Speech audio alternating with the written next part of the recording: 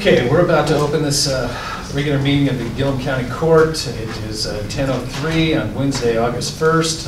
First order of business that we have is the flag salute.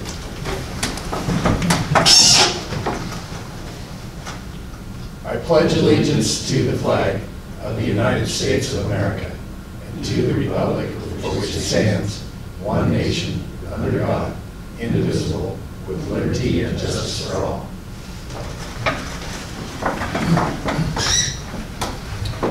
Okay, I guess first question, do we have any changes or additions to the agenda? No. Okay.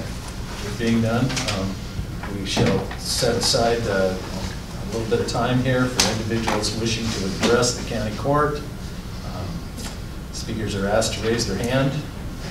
The chair will recognize them. Do we have any public comment, input? Nobody at this time. It looks kind of dark out there. You know, I think we'll just go ahead and close that portion and move on to the next thing. We do have Dewey Kennedy, the Roadmaster, with this quarterly report. Good morning, Dewey. Good morning.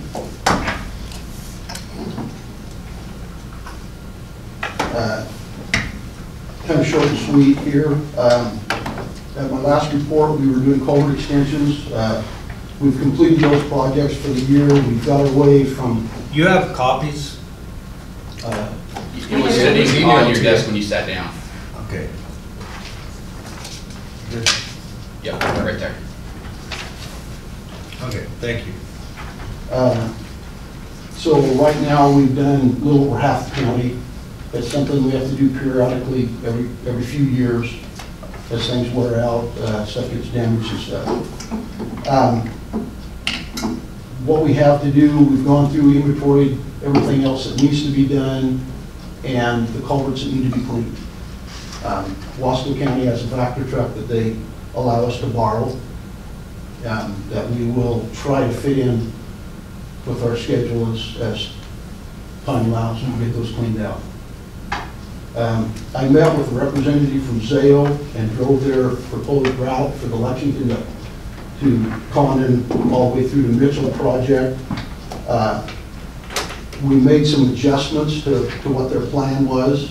They were kind of zigzagging around through the road. I said, no, you're on the inside of the road at all times. Try to be, you know, outside of the road prism and the ditch line so it doesn't create a problem for us. Everything seemed to go pretty good.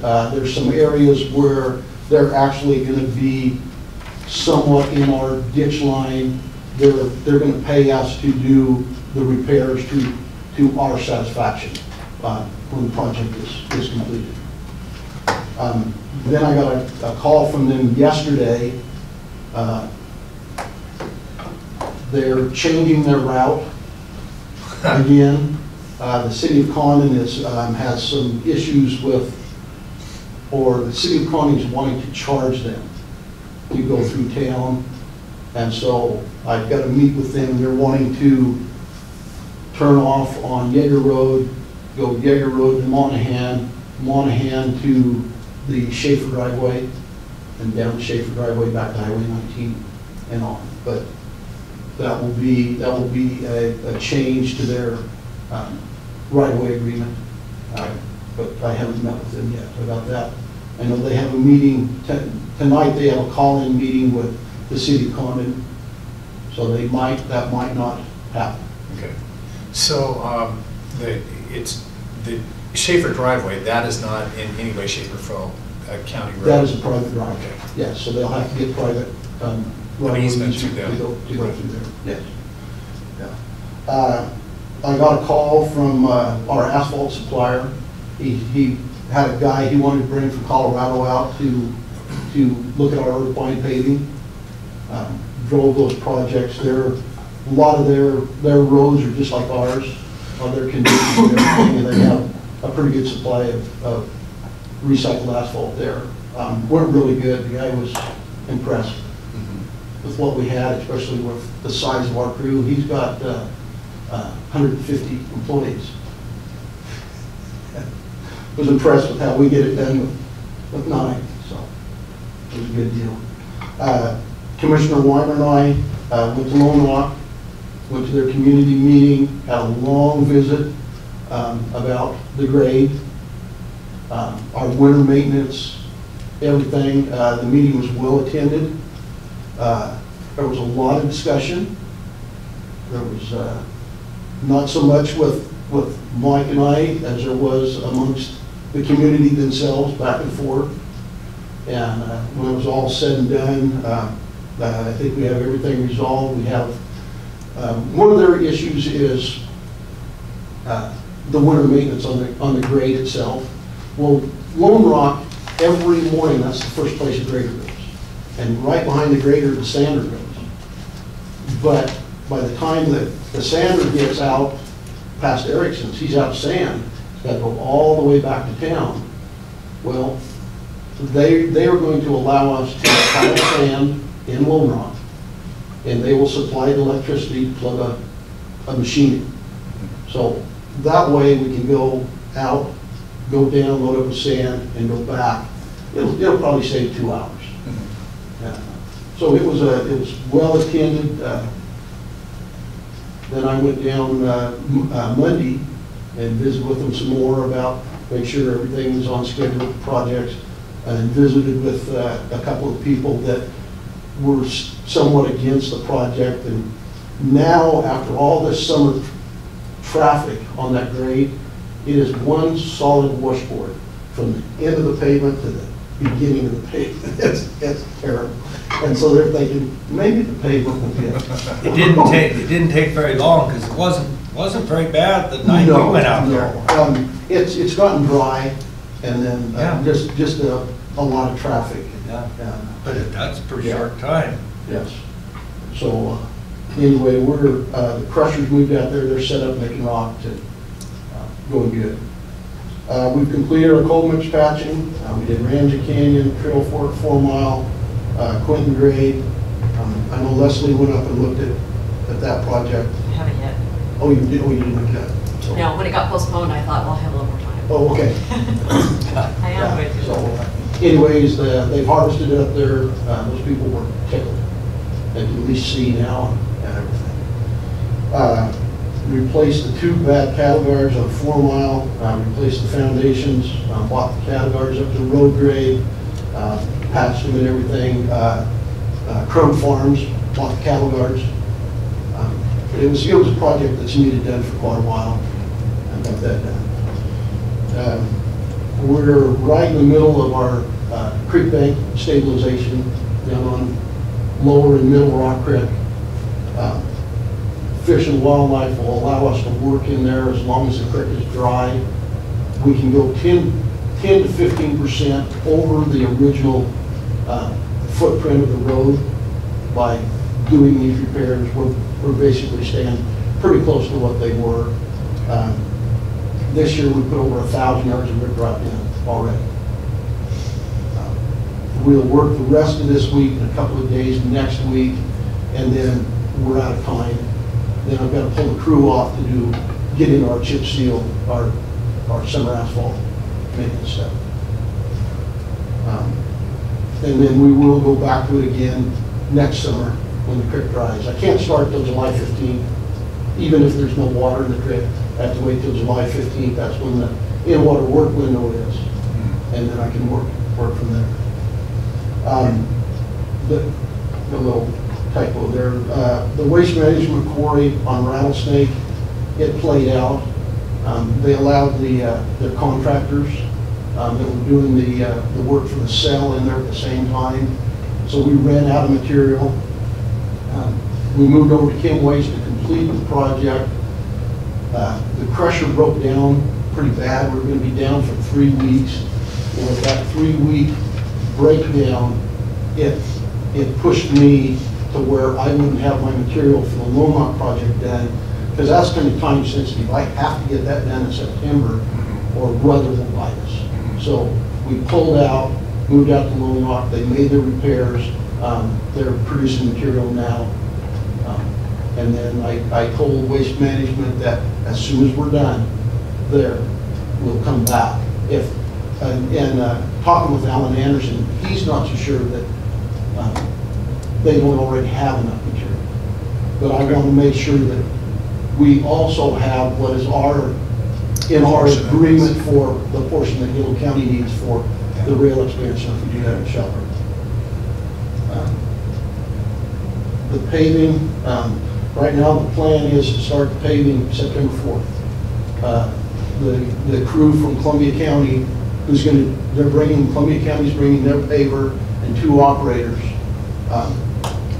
They're planning to move in that weekend of Labor Day. They'll move their camper, their trailer and stuff in, and the paver, and then we'll start on Tuesday after Labor Day. Start the project. So. And then the only other thing I have is Umatilla County has surplused a 1990 8 4-speed loader. It's a self-contained machine that we can mount our rock screen on it, which will make our road reclaimer a 1 unit instead of a 2 unit machine. I have to rent a tractor anyway. Mm-hmm. It's self-contained. We can mount a screen on it. Plus, it's got an air conditioner. Yeah. They bought a brand new one, and we went up and looked at this one. It's in great shape. Paint's a little faded. It's about the only difference between it and the brand new one. I'd like permission to purchase that. They're asking $12,000 for it. How much you spend in rent on a tractor? I've spent over that in the last 4 years. Yeah. Renting a tractor, because finding a tractor in the time we need it, that's when they're doing all their haying and everything else. And we usually get a tractor that's way oversized for what we need. Yeah.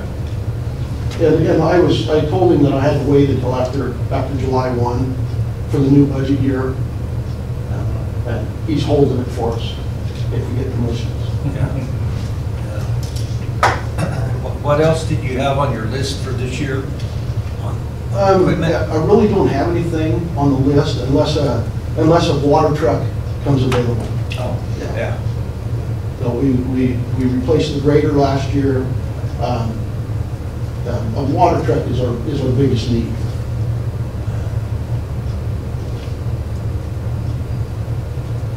And that's one of those things where I'm just waiting for somebody to dangle a cherry that we can just go and grab. But it hasn't materialized. Especially with all the construction that's going on right now. There's the water truck availability. There's either wore out junk or brand new. And I'm really not wanting to spend for brand new. We need it in the middle someplace.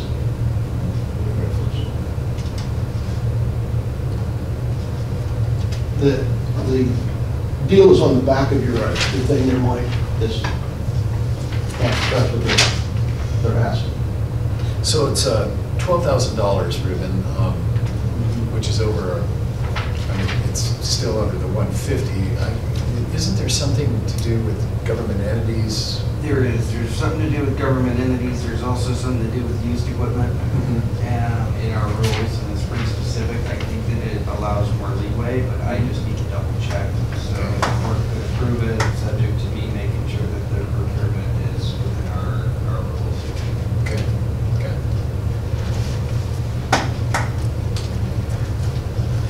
So discussion on this piece of equipment? Well, the fact that we're spending money on renting a tractor every year, and the fact that it's over a 4-year time period, we're going to spend this much money just renting a tractor. Probably far more than that. Huh? Probably far more than that. Fewer years, you mean? Well, yeah.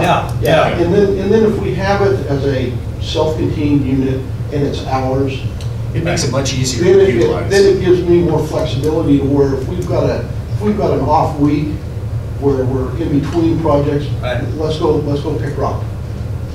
And- Yeah, because there's plenty of it to do. Oh, yeah, Mhm. yeah. Even the roads that we've done in the past, Mhm. it's time to redo them again. Like down there on Lower and Middle Rock Creek, well, not Lower anymore, but Middle Rock Creek where we're working now, we picked that 4 years ago, and it was done again. Okay. Just Mother Nature rolling the rocks off the hillside and cattle and stuff like that. Yeah, to me, it looks like a fairly simple decision. It's just, we're lucky to have the opportunity. Right, well, I started this about 12 years ago.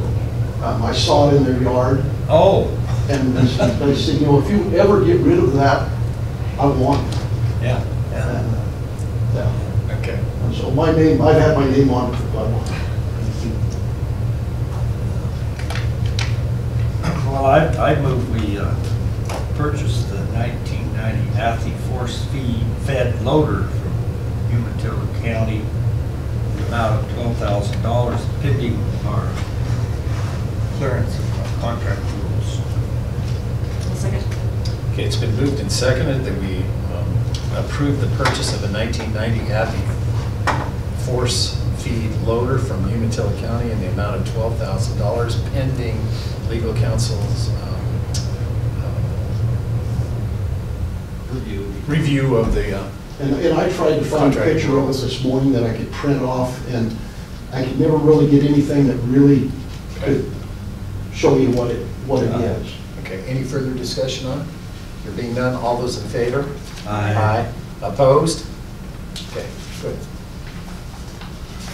All right, yeah. So what Ruben will do, he'll take a look probably the next day or two. Okay. We should have.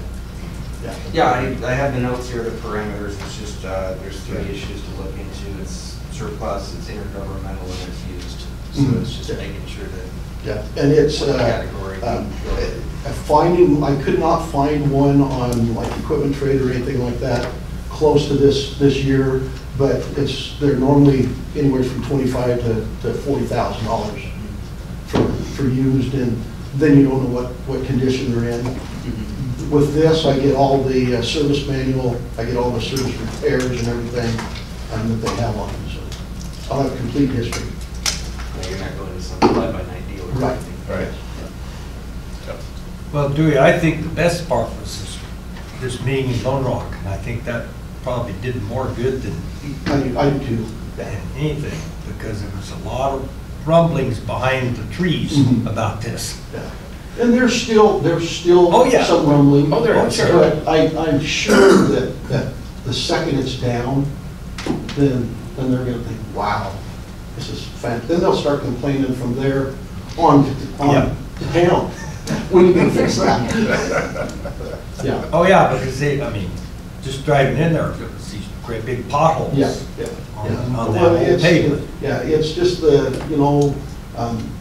old chip seal roads were, they were chip sealed, they weren't really an overlay, so it's just layer and layer of chip seal, and as the road is moved, it's, without a paver actually going in, it's almost impossible to smooth them up. Yeah. Okay, Okay, good. all right. Thanks, Thank you Dewey. much. You bet. Appreciate it. Okay, our next appointment was Marla. She hasn't, I haven't seen her yet, so. That clock's fast. It is a little fast. So can we drop down into discussion items 3.2, and maybe we'll kind of touch on the Veterans Services Program quarterly report. Brian was unable to be here today. This is a report that Brian actually turns into the Veterans Affairs.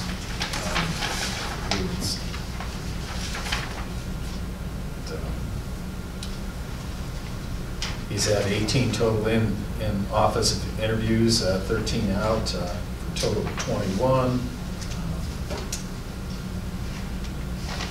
I'm not sure what the form 526, 527, and 534. I'm sure he's told us. 1, and claims 4, recoveries $1,015.33. For the Tri-County area, it has a recovery of $13,529.75. He did participate in the Wasco County Memorial Day.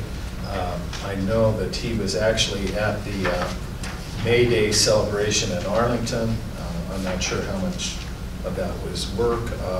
He also was here on the 4th of July. I think Brian's, he had planned on kind of a booth and things that would sort of open up around 11:30, you know, down at the park after the breakfast and so on and so forth. Well, the park really kind of clears out at that particular time as everybody goes to their parade locations, and so consequently he felt that, you know, he didn't really have the impact that he would have liked to have had on that particular day.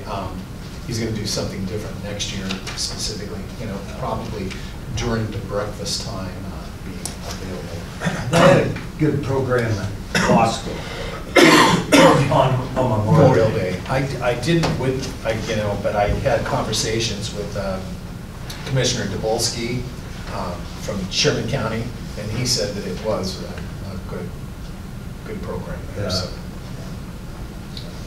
He really helped with an issue with my brother. Did he? Should wanted to just let that be known that it was a very big deal. Yeah, He helped us out with. yeah.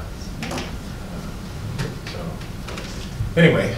And so now this is the end of the fiscal year, Yes. and all we get here is a quarterly report.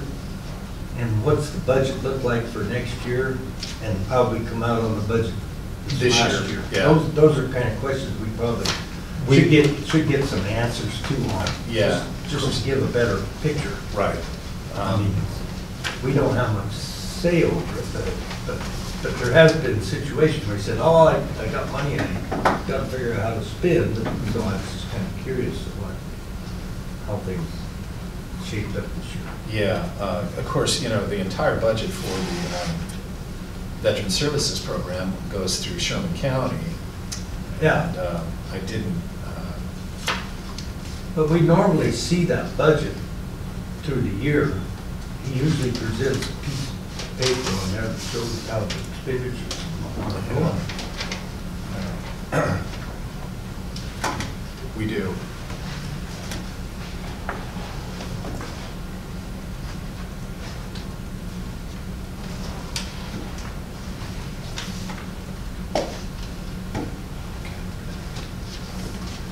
I'll check with him. I'll see him tomorrow, of course.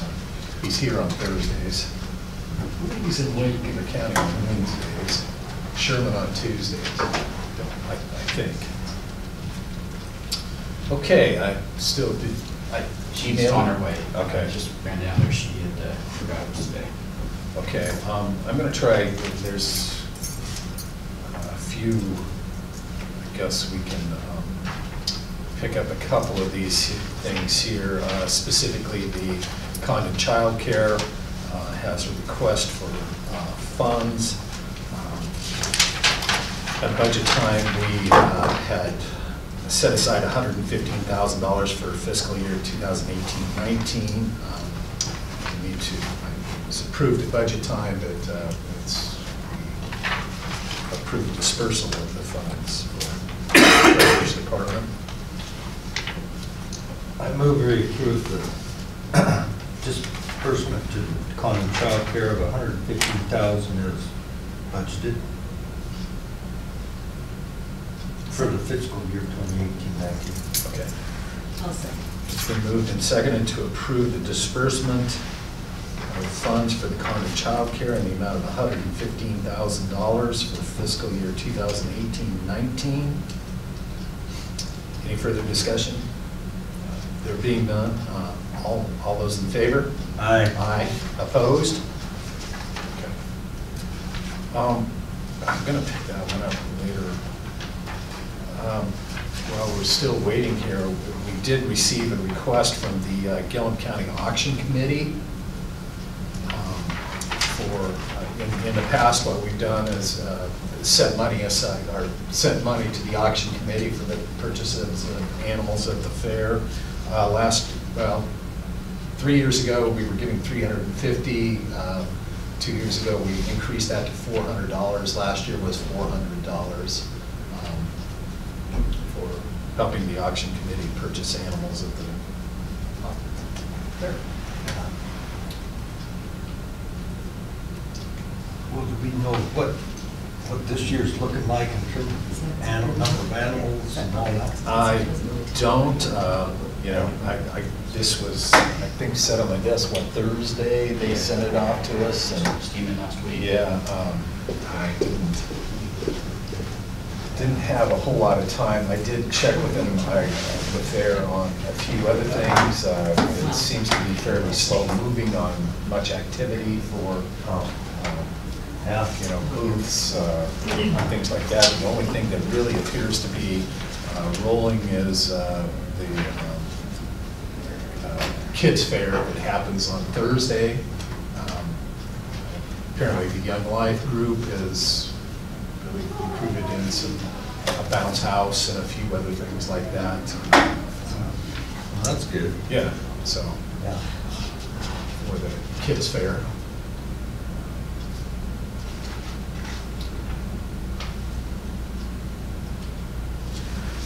Do we want to do it again, or? Yeah, Shut down, I or- think, I could see doing it again.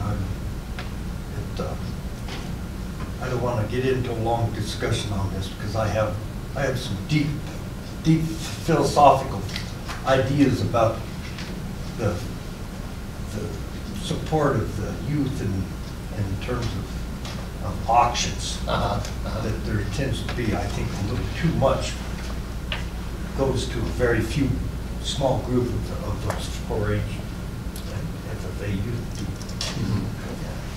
That's what boils down to mine. But I still will support it. Okay. And I move we give $400 to the Gilliam County Auction Committee for the Gilliam County Fair auction. Okay. I'll second. Okay, it's been moved and seconded to give $400 to the Gilliam County Auction Committee for the 2018 Gilliam County Fair for the purchase of livestock. Any further discussion? I do have a question. Like this request and then the request for the disbursement, you know, of the funds that were already approved, should that be on the agenda? The Yeah. auction thing. Yeah, in the past, and, you know, So- specifically the child care, we usually do have that as, you know, it would be an action item that would be in there. Yeah. So it was really my fault in not picking it up. I didn't catch, I saw that it was a thank you note, I didn't catch the requested funds when it came out. Well, and it's been done a number of years. I didn't. I mean, I'm okay with proving it. Yeah, I just yeah, want to say, you know, right, in the Yeah, future. in the future that we do it then, yeah, and it really was something that I missed at I the just, I time. mean, I didn't think about it Yeah, because we've done it over and over. right, And I say the same thing each time. yeah. I know you do. It's usually a longer conversation. Okay, we'll go ahead and move on. We've got Marla Davies. Do we need to vote? Oh, we do need to vote. Yeah, I'm sorry. We went for the question. All those in favor? Aye. Opposed? Okay, thank you. Yeah. Okay, Marla Davies, we're looking to purchase some vehicles. Okay. Okay. I wasn't sure, I couldn't remember exactly why I was here. To tell you the truth, yeah, the number 13 and 14, which have been the Toyota Siennas, everybody's favorite, they're just getting up to where it's gonna cost more money to bring them up to the standard they need to be.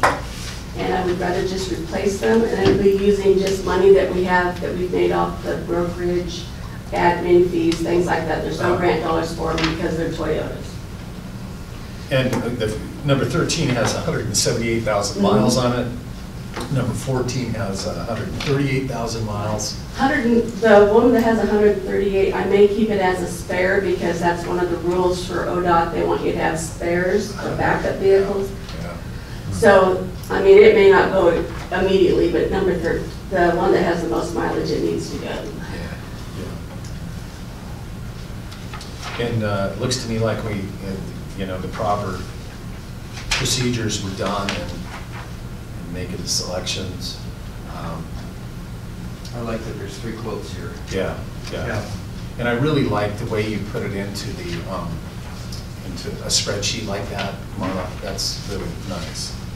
And there's one of them on there had the dock fees, I think it was $150, and that won't be part of the, we won't pay that because I'll take it to the MD and do all the registering and all that, so.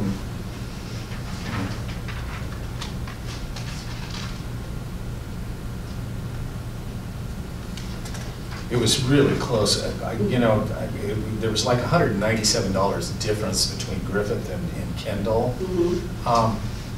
Is it more convenient though? I'm not really sure on like warranty work or anything like that. Whether that would make a difference, to Griffith Motors as if you bought it from them or you bought it from Kendall and then was doing the warranty work Yeah, down I've there? never really thought about it. I just take it down there and, we pay them enough for preventive maintenance that. They probably wouldn't question any at all. We're a pretty good customer. Right. But Kendall, where's it?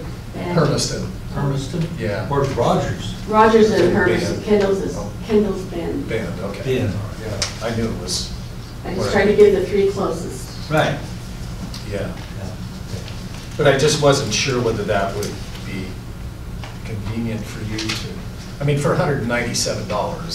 Yeah, because you figure we're gonna have to go down and pick them up, so that's gonna be, 2 people going down to get them, and plus the 3rd one driving us over there, so, yeah, there is expense there. Mhm. And I'm good with whatever you decide, I'm fine Yeah. with. Yeah. I like working with Bodie, he's usually been very upfront and pretty square, so. Mhm. I don't know the other gentleman at Kendall, he just put the bid in, and, people can make mistakes too. So we're looking at 2 vehicles. We want one each, all-wheel and, No, my STF board, there was one of the members that wanted me to see about the all-wheel drive, because they thought that it would be better for the winter and all that. Well, it's an added expense because I have to buy different size rims and tires for it. I think that the front wheel drives have gotten us everywhere we needed to go. We haven't had any issues with them at all, so for $2,000 or $3,000 difference, and I can use the same wheels and tires, I would prefer the front wheel drive. But I did my due diligence and for the board, Okay. so. Okay.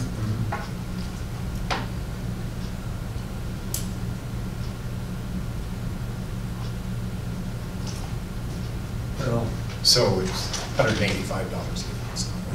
but I would still, consider the Griffith one, if that's where we're going most of the time with our servicing and whatnot. I know the service department pretty well, and so Yeah, they work with me, and I haven't, yeah. we've had a few squabbles, but we're all pretty good now, and I get pretty good service now. For that amount of difference, I can't see that we couldn't go with Griffith on this. Yeah. And another thing that, I'm sorry, I didn't mean to interrupt, but Kendall also said that their bid ran out on July 31st, and I don't know if they're gonna hold me to that. He said, so I'm fine with Griffith Motors if you would like that, or if you approve that. So it's 2 hours to Bend, just a little justification. It's 3 hours to Bend. So we're looking at really an hour and a half for 2 people, so that's 3 hours. We could easily justify $185 and Works for going me. to, If it does for you, okay. I just got the 3 bids. And ODOT's cool with all this too. Right. Yeah, well, I'm not using any of ODOT's funds because they don't buy Toyotas.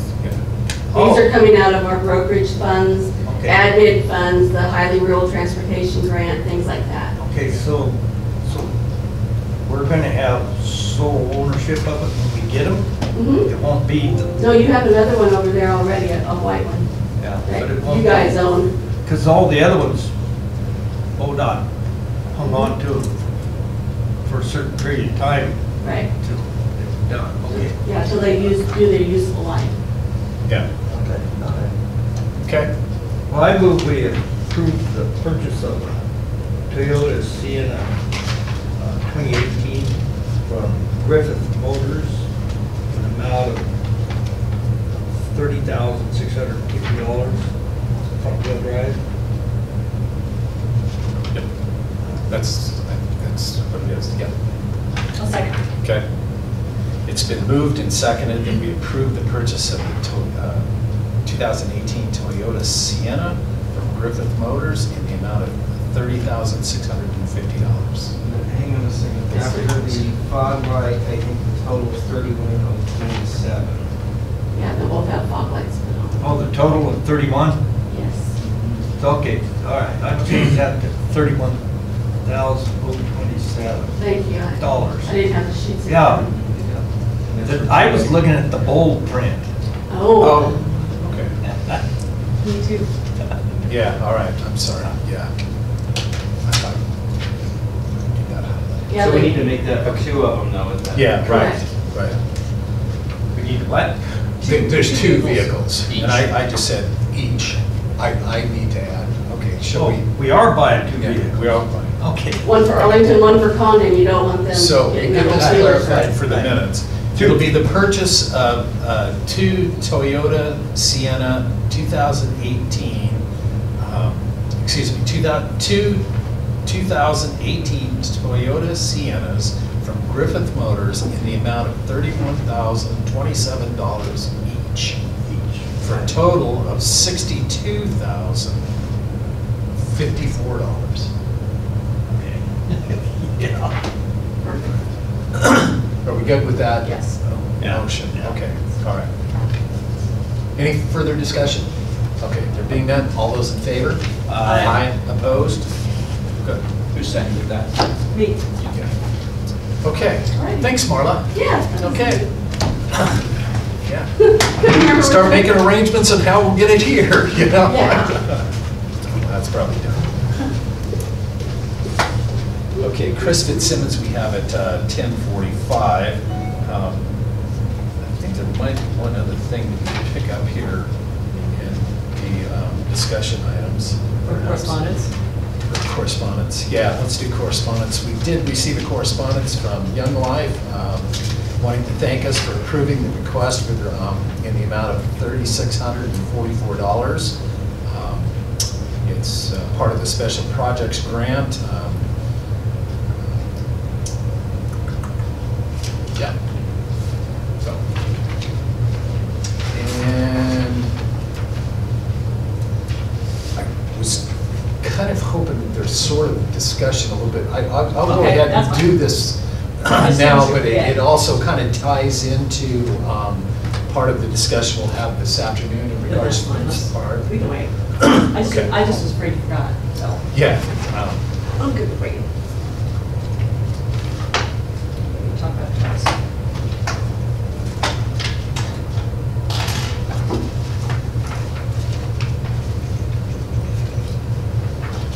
Okay.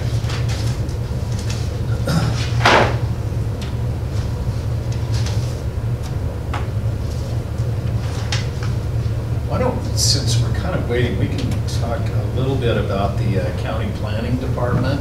May take us a little bit longer than when Chris gets here. But, I haven't heard anything from Michelle since she sent me a text message. To it, read what was there.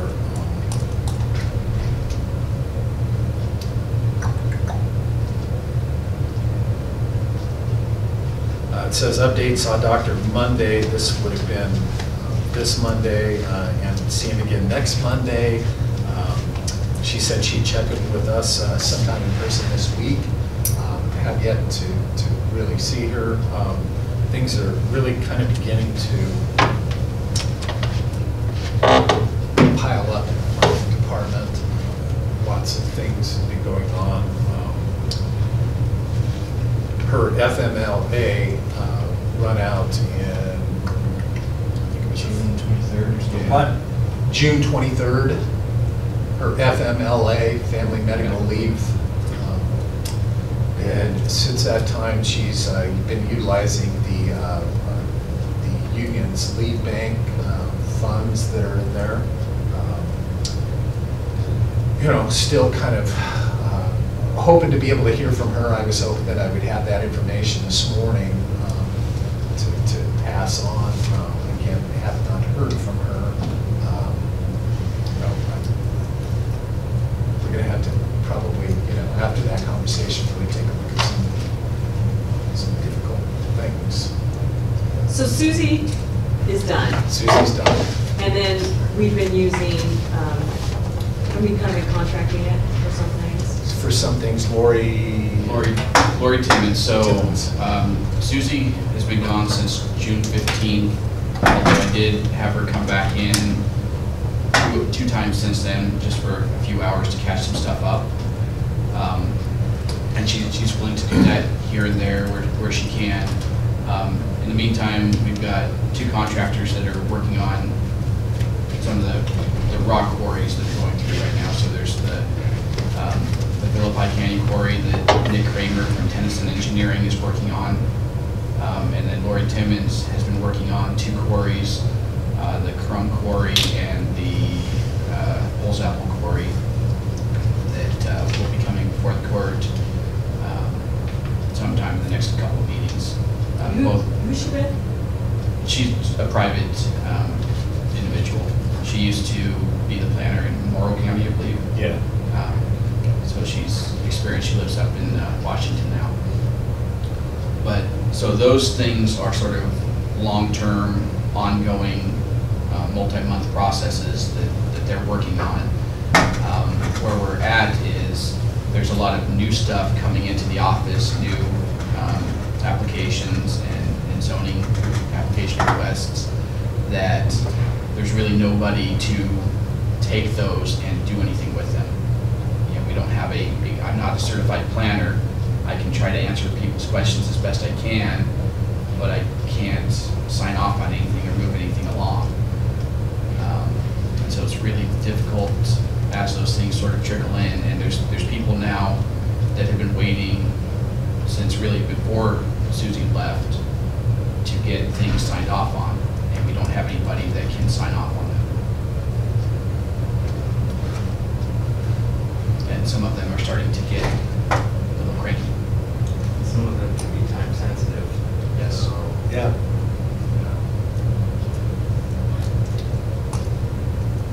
Anyway, wanted you guys to kind of be Yeah. aware of where that is. And, you know, I'm not looking for any decision here. It will be something that, you know, in a short period of time, we may have some communications with you, Cindy, kind of fill you in on additional information as we find it. Okay. All right. We shall move to Chris. Nicolai. Excuse me. All right. Okay. Good morning. Hi. Morning. How are you doing? I'm all right. Good. So I've been working on the National Mitigation Plan for the county. We came at the beginning of the term of service back in, when was that? March, beginning of March. Right. And at this point, we just submitted the first official draft of the plan to Oregon Emergency Management Agency. Gonna have to get closer to the microphone. Definitely do that. Is that better? Yep. Okay, great. So I wanted to overview what's happened so far, what the process has been, what some of the outcomes have been, what you can expect going forward. Yeah, that's that. So yeah, go ahead. And I think the next slide is just explaining what I just said. Yeah, so I'll explain what the plan has been through in the past, who worked on it this time, the grant that's funding this process, some of the outcomes that have happened so far, the goals of the plan, and then what's next for you all as a decision-making body. So it became a federal requirement for counties to have natural hazard mitigation plans in 2000, and the first plan for this county was developed in 2006, 2007. And at that time, it was done through a partnership with the University of Oregon Mehrling program. And there was a pretty extensive process. They put a bunch of surveys, they did stakeholder interviews and a big community forum. And then the plan was updated again in 2012 and 2013. Again, with a period of public comment in the steering committee. And then that update expired on April 12, 2018. So it's time for the next update. They're required every 5 years right now. And the Oregon State Plan is updated every 3 years. So yeah, that's why we updated it. Next slide. And the funding for my position is coming from a pre-disaster mitigation grant, 2017, which is awarded through the Federal Emergency Management Agency and then administered through Oregon Emergency Management. And the grant actually came to the Department of Land Conservation and Development.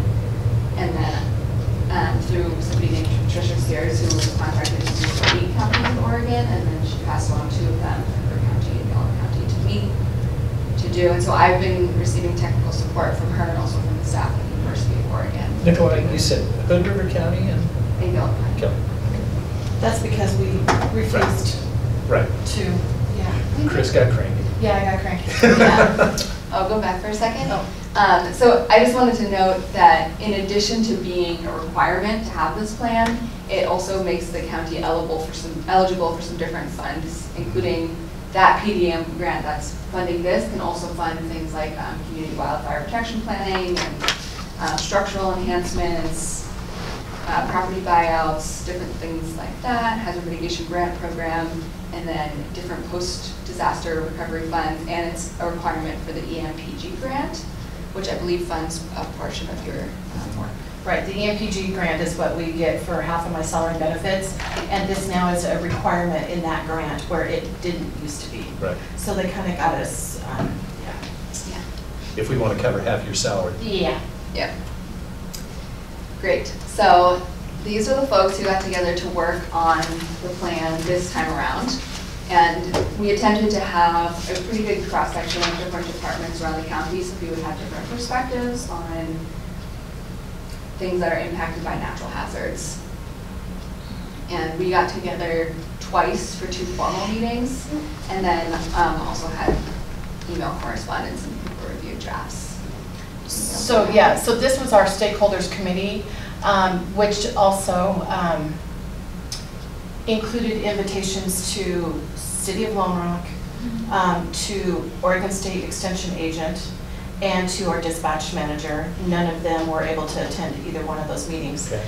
We also, Nicolia and I also went and met one-on-one with the City of Arlington's administrator and Brian Foster. We met one-on-one with Gib Wilkins and Catherine Greiner for the City of Condon. And then we took a trip to Lone Rock and met with Paul and Karen Odell, Jim Crandall, and Alita Clark, who represented the City of Lone Rock. Okay. And met with them one-on-one with the cities for their addendums that are part of this plan. Okay. Wasn't ODOT? ODOT was, yes, Yeah. and they never showed either. Great, thanks, Chris. So this is an overview of what is in the plan. The 2 most significant sections are the natural hazards profile and the community profile. And so the natural hazards profile describes the characteristics and history and location, extent, and probability of different natural hazards that might impact the county. And that's a lot of interesting information, and it might be relevant just in general for other people's work as well. So it's nice if people can know about it and use it as a resource. And then the community profile, which goes through economy, demographics, geography, infrastructure, political capital, social capital, to describe the county in those terms. And the point of those 2 sections is to look at them in tandem and see what the biggest risks are. If you consider, the most significant hazards and maybe some vulnerabilities or soft spots that the community has. And so the risk assessment then describes what the highest risks are for the county, and then the mitigation strategy develops actions to address those risks. And those are supposed to be things that the county is interested in doing. There's no enforcement tied into this plan. There's no commitment to doing them. but the intention is to provide just a little bit of the groundwork and research and preparation so that if a moment arises when you do want to start taking action, some of that has already been done.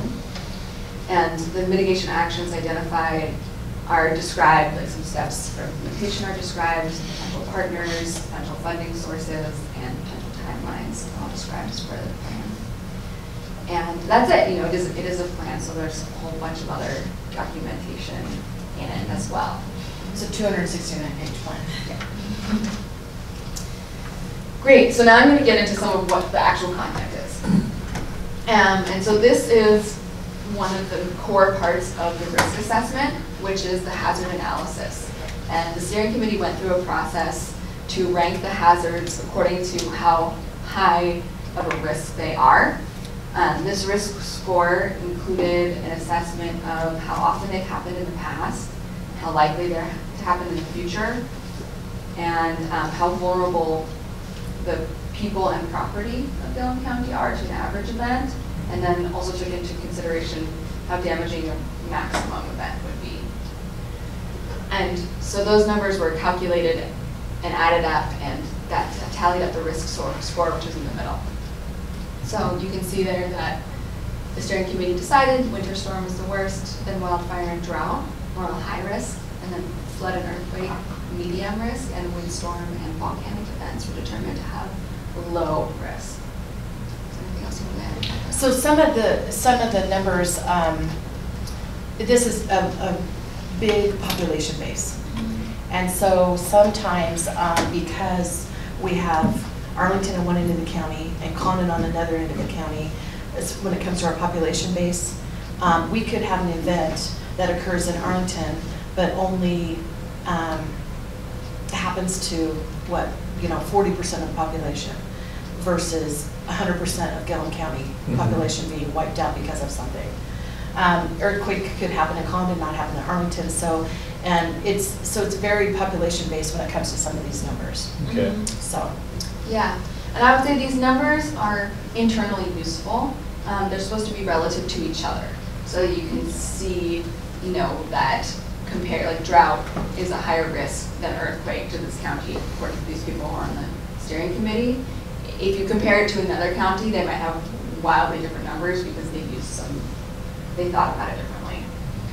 So that's really the extent of it. And I would say overall, I don't think Gilliam County has extremely high risk to natural hazards in general. We should be concerned. So over time, we've had these numbers previously. They're updated every few years. And have we seen a change in this risk score? Not really. Not particularly. I think wildfire and winter storm switched in their priority this time, and maybe flood and earthquake also switched. But for the most part, they were the same. I think drought actually kind of moved up the scale a little bit because of how many times we've had a drought declaration in the last 10. I mean, we've declared a drought quite often. So that has a lot to do with the numbers as well. I mean, in the last 10 years, we've declared a drought, I think 4 times in the last 10 years.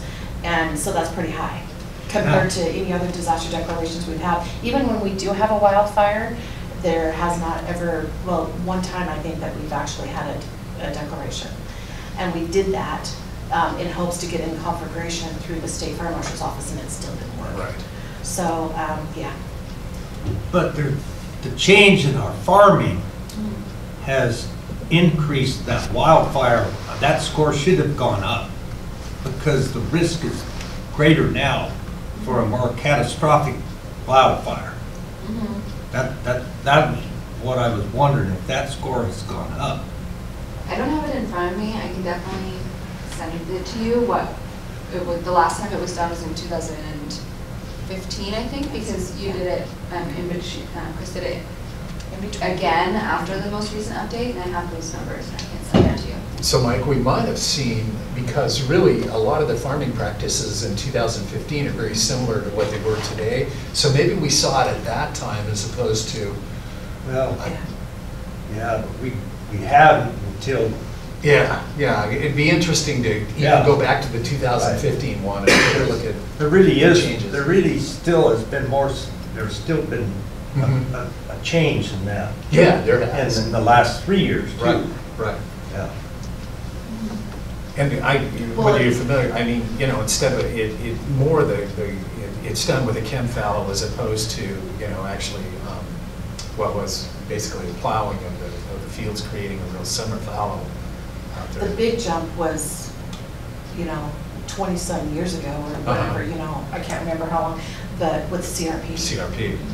You know, because they didn't want you burning Sure. it, grazing it, you know, do anything to it. So, Mhm. and that's one of the mitigation factors that I always said was like, okay, how do you mitigate the federal government allowing you to graze CRP or take care of the CRP to do something to it, because it's what normally catches fire. Mhm. So, yeah, but anyhow, Anyway. yeah. I wanted to just explain what mitigation is, because natural hazard mitigation plan is a lot of words. So emergency management has 4 phases, and the first is response, which you might think of as search and rescue. It's what happens right after a disaster. And then you have recovery. Mhm. So that's like rebuilding your economy, maybe rebuilding buildings if they're damaged. And then you have mitigation, which is what you would do in the downtime to reduce long-term risk. And you have preparation, which is equipping yourself for a short-term emergency. So that might be creating like a food supply cache or water cache or emergency alert system, that sort of thing. So that picture there is of a house that does not have defensible space around it. And defensible space is a great mitigation example because it helps reduce wildfire damage to houses. So it's about preventing future emergencies and minimizing their effects, and overall just helping the communities to be able to withstand disaster impacts. And that little chart there is just to show that if you don't mitigate at all, generally losses from natural hazards are very high. But mitigation it does cost money, and so if you do too much mitigation, it gets costly and it's not really worth it. And so when you're evaluating whether or not to take mitigation actions, it's nice to think about what is going to be worth it or not worth it. And a lot of the funds, FEMA funds that are related to mitigation require counties to do benefit cost, like pretty extensive benefit cost analysis as part of the application process.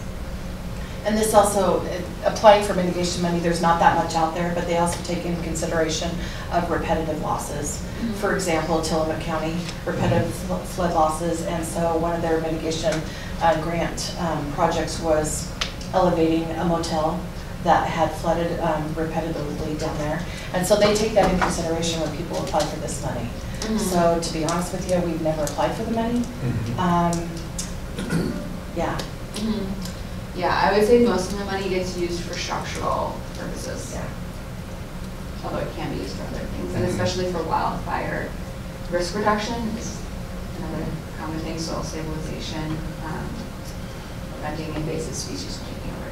That's also helpful. Okay, so these are the goals for the Gilliam County plan, and these are the same goals actually from the past 2 iterations, just so you know what the whole point is. First, to motivate the public, private sector, and government agencies to mitigate against the effects of natural hazards through information and education about them. 2, increase cooperation and collaboration between groups and agencies. And 3, the safety of life and preservation of property and industry.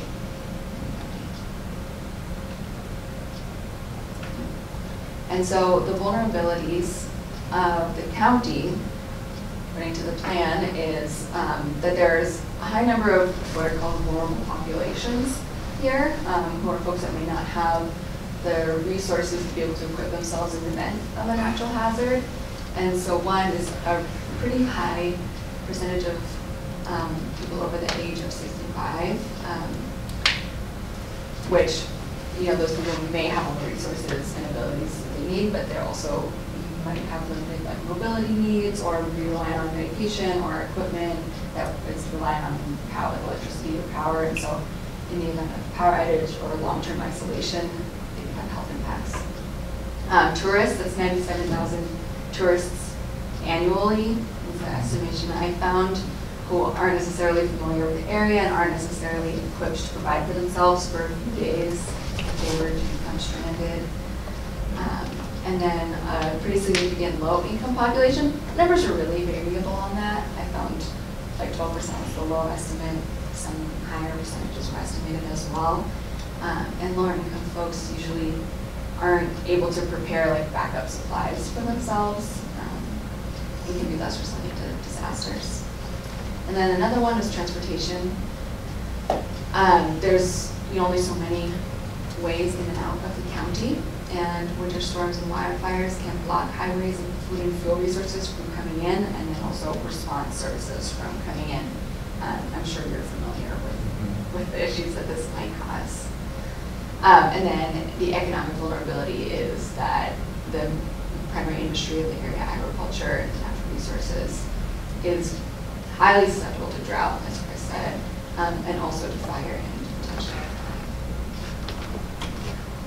And so these are the mitigation actions that were developed by the steering committee, and some of these are carried over from previous versions of the plan. Some of them are new. So the first was to provide public information regarding natural hazards and mitigation strategies, and some different strategies for doing that were websites, new brochures, events, outreach flyers, that sort of thing. To reduce the vulnerability of critical public facilities, specifically the fairgrounds are mentioned, and also to seek funding for generators for critical facilities, and a couple of fire stations were mentioned there as well. Yeah, Arlington Fire Station has one, but Condon Fire Station does not. And then improve long-range water sources and increase storage, water capacity storage, in response to the increase in droughts. Obtain updated floodplain information, and then provide the Gilliam County Road Department with firefighting training and equipment, and create fire breaks using fire-resistant plantings around vulnerable facilities. Anything you want to add about this? The floodplain information comes from FEMA, and yeah, good luck. Yeah, floodplain information is on a site that are sort of making their way through the state. Yeah, it's been years. And so the timeline that this plan is on, and it was submitted to OEM just in July, and the folks that are reviewing it right now, and once they approve it, they'll submit it to FEMA. FEMA takes about 45 days to review it, and then they issue an approval pending adoption letter, and at that point, we'll come to seek approval from the county and also from the cities. So, and Nicolia probably will not be here by that time, so it'll be me doing the dog and pony show down the road, but yeah. And sometimes, the last one I know, when we did in 2012-13, it took a year Right. before we ever got FEMA approval to have it approved by the county and cities, so I'm not holding my breath, so. Right. Yeah, and the expiration is a little bit flexible. As long as you're working on the plan, they're not really worried. Okay. Questions? Questions?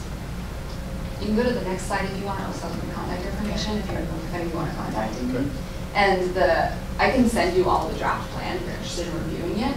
And it's also available on the Gilliam County Sheriff's website. Which is actually Gilliam County's website. I sent it to Kelly this week, and she put it on the website, so. Okay. So have you enjoyed this little project out here? I enjoyed coming out here. The project itself, I haven't really. So Chris, there was a discussion at the generator for the fire hall. I did have Shannon Kopic have that conversation with me. I think it was either last Thursday or Friday, the need for that. Of course, the South Gilliam County Fire District doesn't have the funds. Based on kind of what I was looking at here, there may be funds, federal funds available to do this? Okay. Yeah, go ahead. Okay. I would say just for a generator in and of itself, the way these grants work is the application process is very intense. Okay. So right now, there's, I don't know, probably like $5 million in this grant that's available, and the application is due in December. So you could apply for it. But I would say it's really worth it if the project is like $250,000 or more, just because the application process it's intense enough that you probably want to hire a contractor to do it. Okay. And so like just for a single generator, I don't know if it makes sense. Okay, okay. But if you had other things that were paired with the generator, Mhm. other like structural retrofits or something else going on, then it would probably become worth it. It's a highly competitive grant. Okay. And again, when we talk about the repetitive losses, yeah, that's some of it. But the generator for the courthouse, we did get through Homeland Security during it. Right, right. And they stopped funding generators there a couple of years ago, but then I think they have brought them back to be potentially available. So we could potentially apply this fall, because they come out with the grants come out in November, they're due in January, and of course we don't get funded till the following October, the way they have it set up now at O&M. We could potentially apply for it that way, because we're not getting anywhere applying for radios. Right. They've declined our requests the last 2 years Right. for any radios, so Okay. we could potentially go that route. How big a generator are we talking about? No, do anybody know?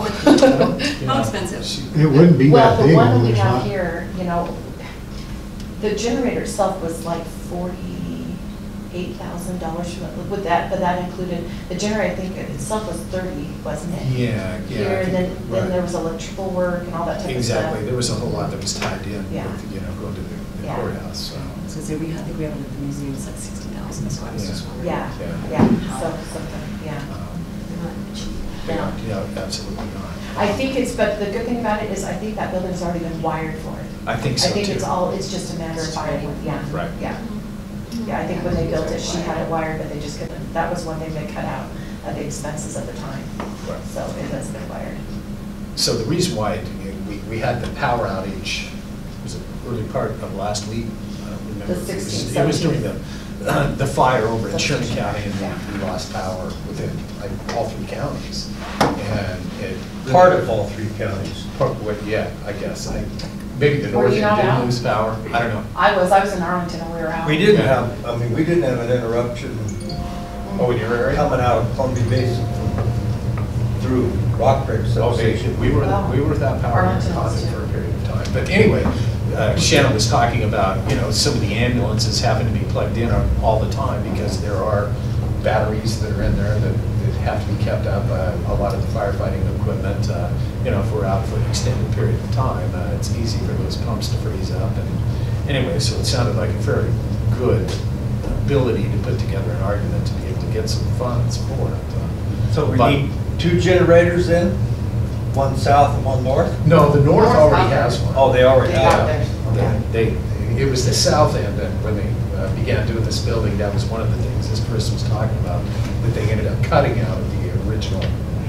Save money. To save money, yeah, and I think the grant that the county had decided to give was like $1.5 million, and they were trying to stay within that 1.5.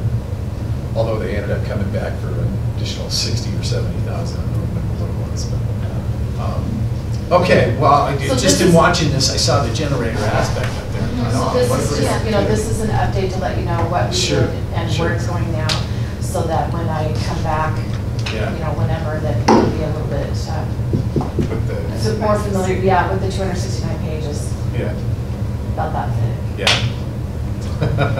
So the plans on A lot of schedule. trees went, Yeah. okay. Good. Anything else? Thank you. Okay. All right. Thank you. Thank you. Thanks, Nicolia. Okay, Chris, while we have you here, okay, we've, the adoption of the county employee volunteer criminal history check it was sent to us, and a little history on where did this come from for us? You just didn't, this is something that. I got it from Tillamook County. Right, Yeah, but it was the LEDS audit that said, hey, you guys need to have this. right. Yeah, so, and we discussed it last time, I guess, and I just had problems with that oral recording. I Correct. want to be able to sign off on the sheets. stuff. You were checking on some things, weren't you? Yeah, it seemed rather odd to me that it would have such specific language, that there has to be this oral report versus a written report, and it would seem that if you had options, that it would say just report. So what I did is I put that language. I have a system called Westlaw that, and a few other computer programs that can search all statutes, all rules, and everything. So I put that language into the OARs, the Oregon Administrative Rules, and the statutes, and didn't get a single hit as to where that came from. So that, I know Leeds has a lot of rules under the OARs. The criminal history check program has a lot of rules under the OARs, and nothing came back saying, yes, this points to a particular rule that we have to follow. So with that in mind, I'm okay with addressing Chris's concerns and changing that language a little bit to work with her department in conducting these checks. So the change that has been made is we removed the word oral from reports, it just says will report. Right. That's on So 4 or 5? Number 4. Yeah, okay. It used to say, will conduct a check on prospective employee or volunteer and orally report to the selected official. Now it just says and report to.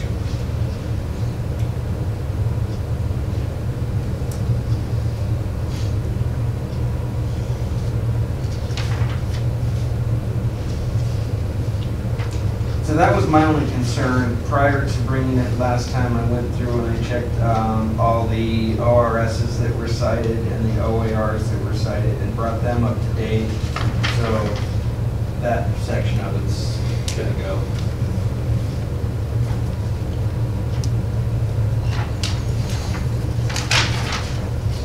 It was great, interesting Yeah. reading. It was. Yeah. It's like, oh, God. That's what happens when you get audited. Yeah, I know. Kill list. I guess I would make a motion to adopt the county employee and volunteer criminal history check policy. 2018-01. Second. Okay, it's been moved and seconded to approve the Gilliam County employee and volunteer criminal history check policy, policy number 2018-01.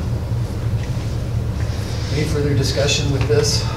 No. It was, just enjoyable reading. If you understand it, it's, it makes sense. But All right, yeah. It's like, You deal with it okay. every day. There were too many ORSs and Yeah. ORAs. Oh, 8 OR, yeah. I mean, that, ORs. Welcome to my life. Okay. Any further discussion? Okay, there being none, all those in favor? Aye. Opposed? Okay, we're in business. Okay, so are we going on to the next thing, or are you gonna wait? Let's go ahead and go on to the next thing. I think, let's see. I know that at 1 o'clock, it looks like you're talking about the actual wireless stuff. Yeah. Can we wait until Okay. 1? Yeah, Let's I'll just pick it up at come back 1. at 1. Okay. All right, if you could come back into that.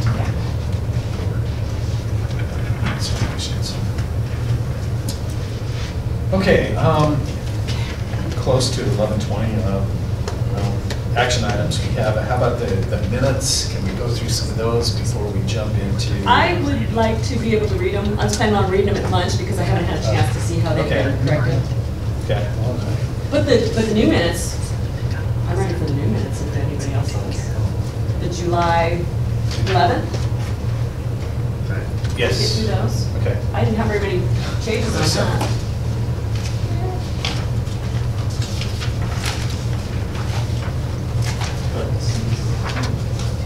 Wow. Yes. Okay. I mean, we have, well, really, 3 sets here. Yeah. I haven't seen those. Okay. So corrections to July 11th. Yeah. Okay. Yeah? Go ahead. Yep. Okay, on the first page, this is like, and it's, I know, I can't help see things, so. I just think action item in that first, in that second bullet doesn't need to be, the A doesn't need to be capitalized. That's minor. Action. Action. Down at the bottom, when Catherine Greiner was here and talking about the sidewalks, and it says the ESD has committed to a match of 17,000, and I just wondered if that was strong. Was she saying that she thought they were gonna be able to do 17,000, or are they committed? That was just something that I had that question for everybody else. If you thought that was a firm 17,000, or if it was still kind of. I think it was for work they had already committed to doing, the ESD had already committed to doing, so I think it was firm. Okay. And then on the next page, it said, this is just a missing word, Greiner said that the city crew could also provide some form of in-kind work. We're just missing an of. The other part on that paragraph, though, she was talking about a ballpark figure with us, and I didn't know if that was important to have that figure in there, just so we knew what we were later, you know, if we ever had to go back and say, well, you guys said that you were okay with that ballpark figure. That was just a question I had for everybody. If you thought, because she was throwing a number around, and I didn't know if it was important to include that or not. That's just a question I had. Yeah, there's a number that, Well, I that don't. she threw out. Yeah, I don't remember any specific number that was tied to. And I didn't look at my notes. I do have my notes here, but yeah, I was jotting down. She was talking about. Yeah, like 240,000, something. Well, I thought it was around 50. I think the numbers that she threw around were sort of a range of 30 to 50. Yes. Right. Yeah. I didn't know if I- I didn't know if we wanted that in there or not. I don't know. That was important. I just, when it comes to money, I usually Right. pay attention. Yeah. Right. Yeah.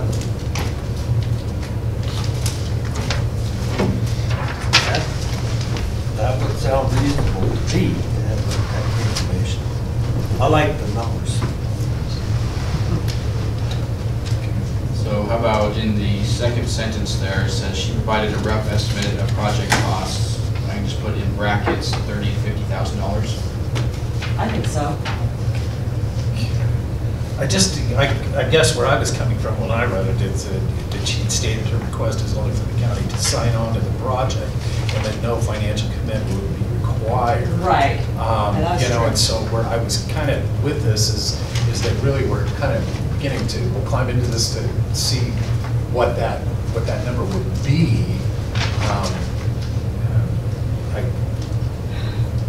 You know, even if So something like that's her where- guess would be 35 to 50,000, you know, something that's Okay. just kind of vague. Okay. I like having a ballpark figure in there, but it's up to. Especially where, I mean, it would be something, I just was, Oh, here we go.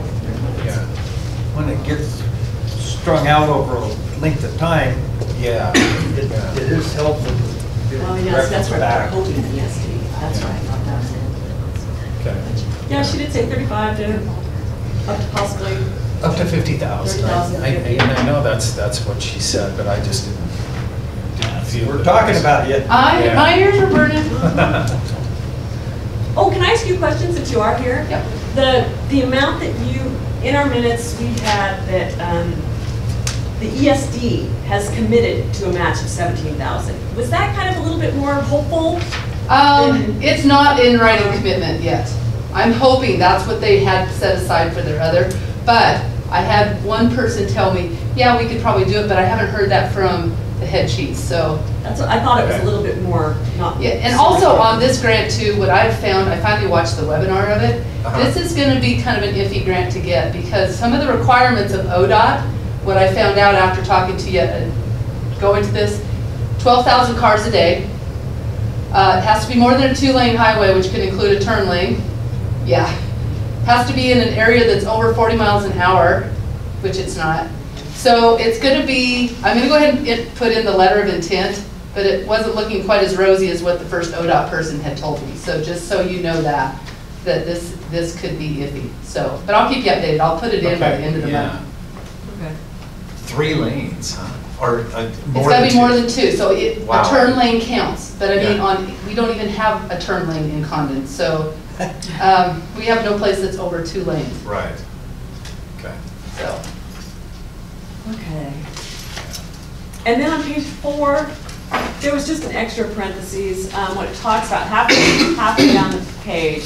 He said the original project was not completed because the federal government didn't quite check all the boxes. But there was a quote in front of federal too, and I think that one just needs to be stricken. You see what I'm talking about? No. Oh, it's like halfway Halfway down. down the page. Look for the quotes where it says check all boxes that should have been Yeah. checked. There's an extra quote right in front of the word federal on the line above. Yeah. Oh, okay. And this one was a question, when we were talking, this could be completely correct, I just had a question. When we were talking about the Norcor board, on the next page, Mhm. when it says, that you, Judge, said that the facility is operated by the sheriffs of the involved counties. Mhm. And is that, yeah? Well, operations. Operations. Yeah. Okay. So, That was just a question, I just wanted to make sure. On the next page, under the Arlington TV Co-op, it says Alan was here and court manager Peter Mitchell updated the court on recent progress. And then it says he says that currently the installation team, and I'm just wondering which he, because I wasn't exactly sure who was speaking in the second sentence. It was confusing to me whether it was Alan or Peter. or Peter. And it was Alan. I thought it was it was Alan, but Alan. Yeah. I thought maybe we should put Alan in. Yeah. On page 8, right at the top of the county grant funding programs and processes, there's just missing a period. It says, Judge Schaefer opened the discussion noting less remarks, comments, distributing funds needing improvement, period. Judge Schaefer said that he has said several.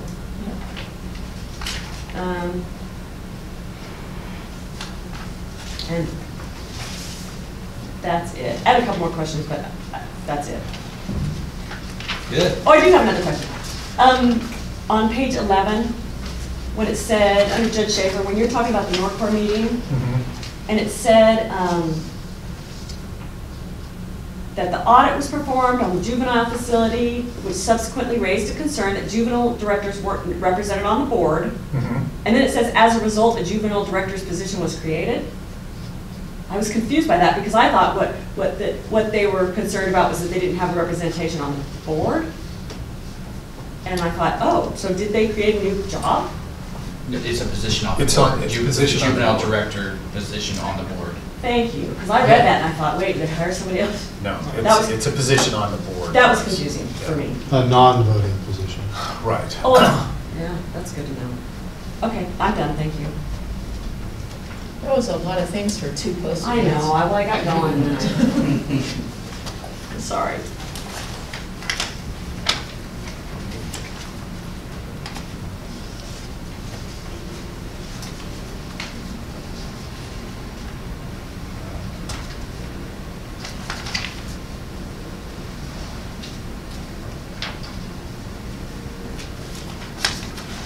Do you have anything? Nope, nope. Okay. I was good, periods and things like that. I know, I just, they pop, it jumps out at me, so I can't help it. I guess it's important. Okay. Okay, so we've got July 11th here with the corrections. Yes. Okay. And then we have the new for the 20th and the 6th of June. We'll see perhaps the executive session minutes after lunch real quickly. So I would make a motion that we go ahead and approve the July 11th regular Okay. court meeting minutes as corrected. Corrected, yeah. Yes, second. Okay, it's been moved and seconded to approve the July 11th regular court meeting minutes as corrected. Any further discussion? Okay, there being none, all those in favor? Aye. Opposed? Okay, good. All right.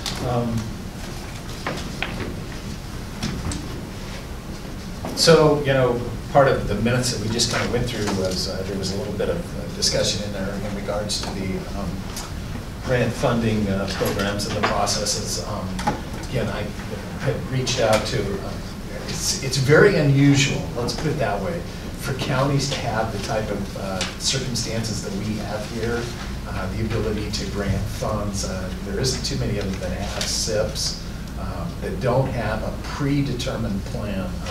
Washington County, I did have a conversation with Jim,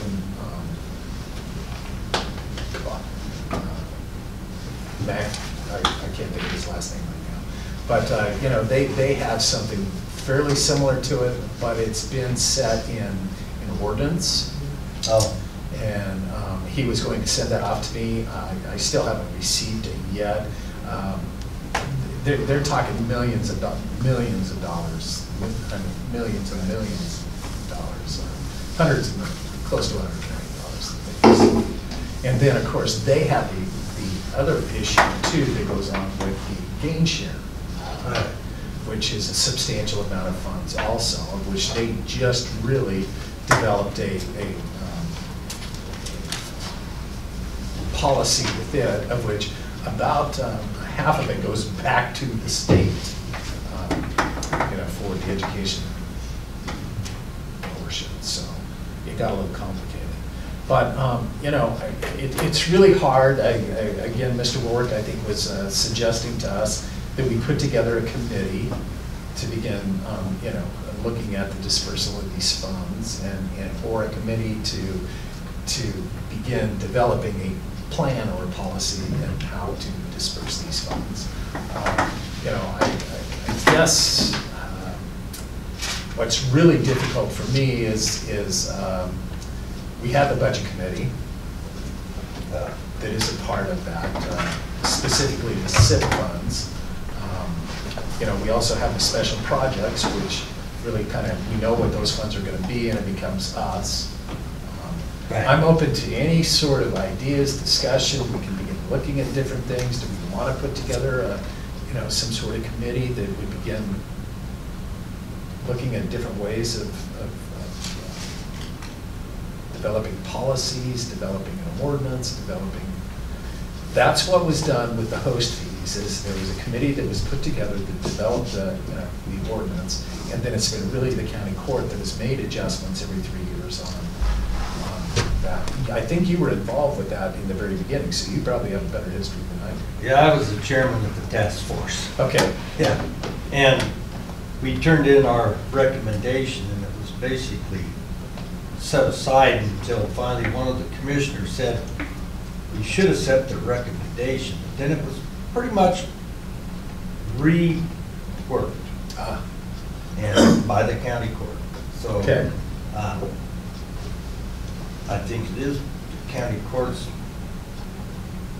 you know, basic responsibility to do this work. We might look for some, you know, input from the public, but again, I think it's up to us to do it. And when you start setting up these ordinances, it can take, it makes it pretty rigid, which has pros and cons. But that's the thing I see. And this SIP thing, I mean, maybe I'm just short-sighted, but I see it as a short-term thing. I do too, you know, yeah, I do too. I mean, by 2026, so in, you know, 8 more years, we're done. I mean, it completely is. And I think we've developed, you know, we have developed some policy. It may not be written, but in terms of saving, you know, some of this money for future use, because we know it is a short term. And I think that's part of it. And then our funding history that we built here is part of that too. So, but I think we've had had some people come in and ask us, you know, for some money that we didn't do. And so I think if we were to take that history yeah, we could probably put together some kind of a policy, written policy. Mhm. But I'm not sure I'd want to put it into an ordinance. Okay. Okay. But I mean, that would be a start to Mhm. it. Two of the things that I think that I was hoping, as far as, just improvements we could make to how to do it, or have already been brought up, and that was, maybe making some revisions to the form, Right. some Mhm. revisions to the application, and then also having people come back to us and Right. report back Yeah. on how money was used. Right, right. And that really has been in the requirement of the dispersal of funds from the day that we had it. We just haven't, Right. we haven't put our thumb on it and said, we need it by this Right. time. And whether it's a quarterly report or a semi-annual or an annual. Or just at the end of the. Yeah, yeah, right. And I think that's really important. We just need to really, I think, push for that requirement to be adhered to. Specifically, it becomes a little bit more difficult for some of the taxing districts, because some of them, it's literally so they can keep their doors open, kind of situations. But For them to come back and be real specific on how they spend money. that would be something the court administrator could Mhm. see that it's done, and then Mhm. we,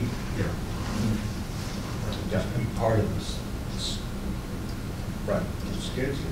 right. I did, I don't remember which day it was, but did take a tour down with the school district in Arlington, putting the new roof on the grade school, and now looking at one for the high school.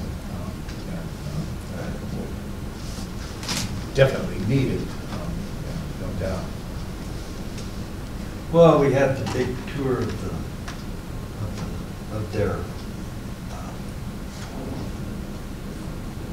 the program that they got the big building and Yeah, the career technology education one. that deal. Yeah, I mean, 4 that years was a ago. good follow-up. Yeah, it was. It That was. sort of thing. And I think Alan did good at that kind of thing, Yeah. keeping us informed. Yeah, I think, between, Kevin Hunking has done a really good job of communicating and letting us know where. he But is. that gives a good example of what we like. Right, right. Yeah, I thought the clinic, initially, specifically South Gilliam County Clinic, when they did the addition, and, came back in and did kind of a show of it, or give us the invitation to go up there and take a look at what they've done, which was good.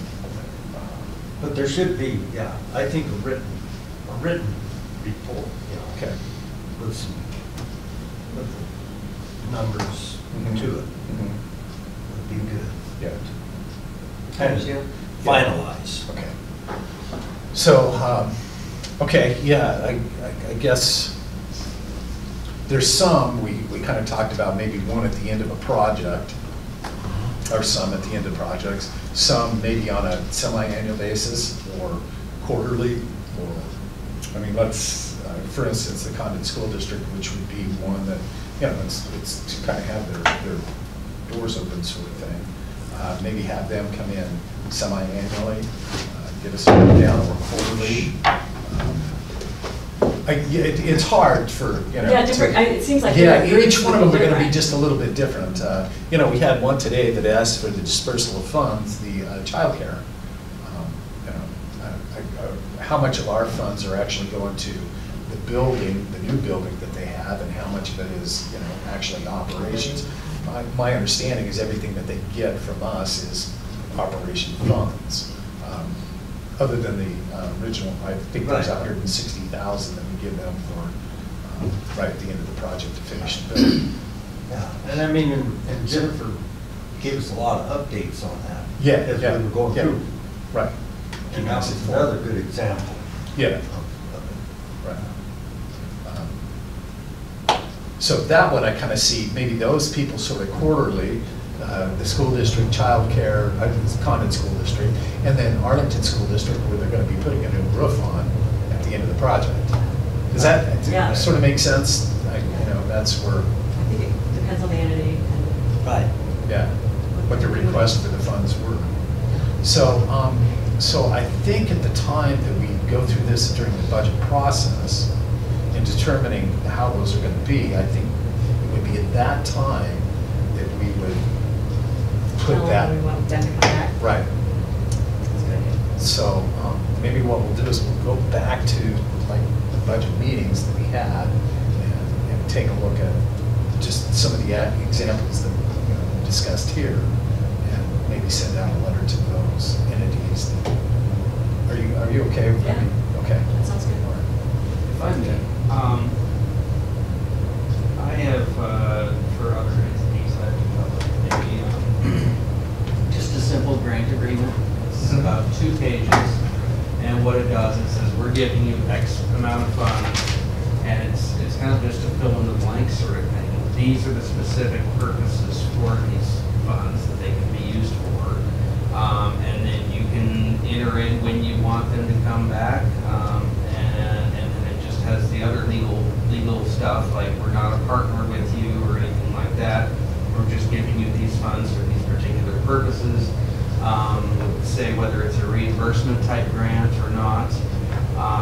Would say that if they don't use the funds for these purposes, that they owe us the money back. Just something simple like that then would memorialize your decision here in granting the money and how it can be used. And that's something I'd be happy to being to Sandy to have you take a look at. Perfect. That's exactly, yeah. That would be perfect. Okay. Our next meeting. No pressure on you. I think it does formalize the process. It does, even and though it, I think that's something that we need to get accomplished. Commissioners, yeah. Okay. I don't, is there anything else that maybe you guys might want to discuss in that? I'm good with that also. Okay, again, we've already talked about the planning department. Some of the other stuff, I kind of really want to wait until the afternoon. July claims? Yeah, we could do July claims real quick. 2:25. I move we approve July claims pending review. Second? It's been moved and seconded to approve July claims pending review. Any further discussion? Being none, all those in favor? Aye. Opposed? Okay. Gosh, court member reports. Been a little, I don't want to say slow for me, but it seems as if in July, there's all the meetings seem to get canceled. Summertime, yeah, vacation, end of things. We did have the Tri-County Court meeting. I got to go to this time. The other day. Lots of different subject matters in regards to it. I did get the opportunity to speak with, in training, it's the 4th time I've done it, to court-appointed special advocates. They're kind of mentors that if we have a situation with a child that's been moved into a shelter of care, and then also dependency type issue, there's an assigned person called a CASA, court-appointed special advocate, and got the opportunity to discuss with them, the kind of things that the judge is going to be looking for, what we like to see from them, and the type of input. So that was an awful lot of fun.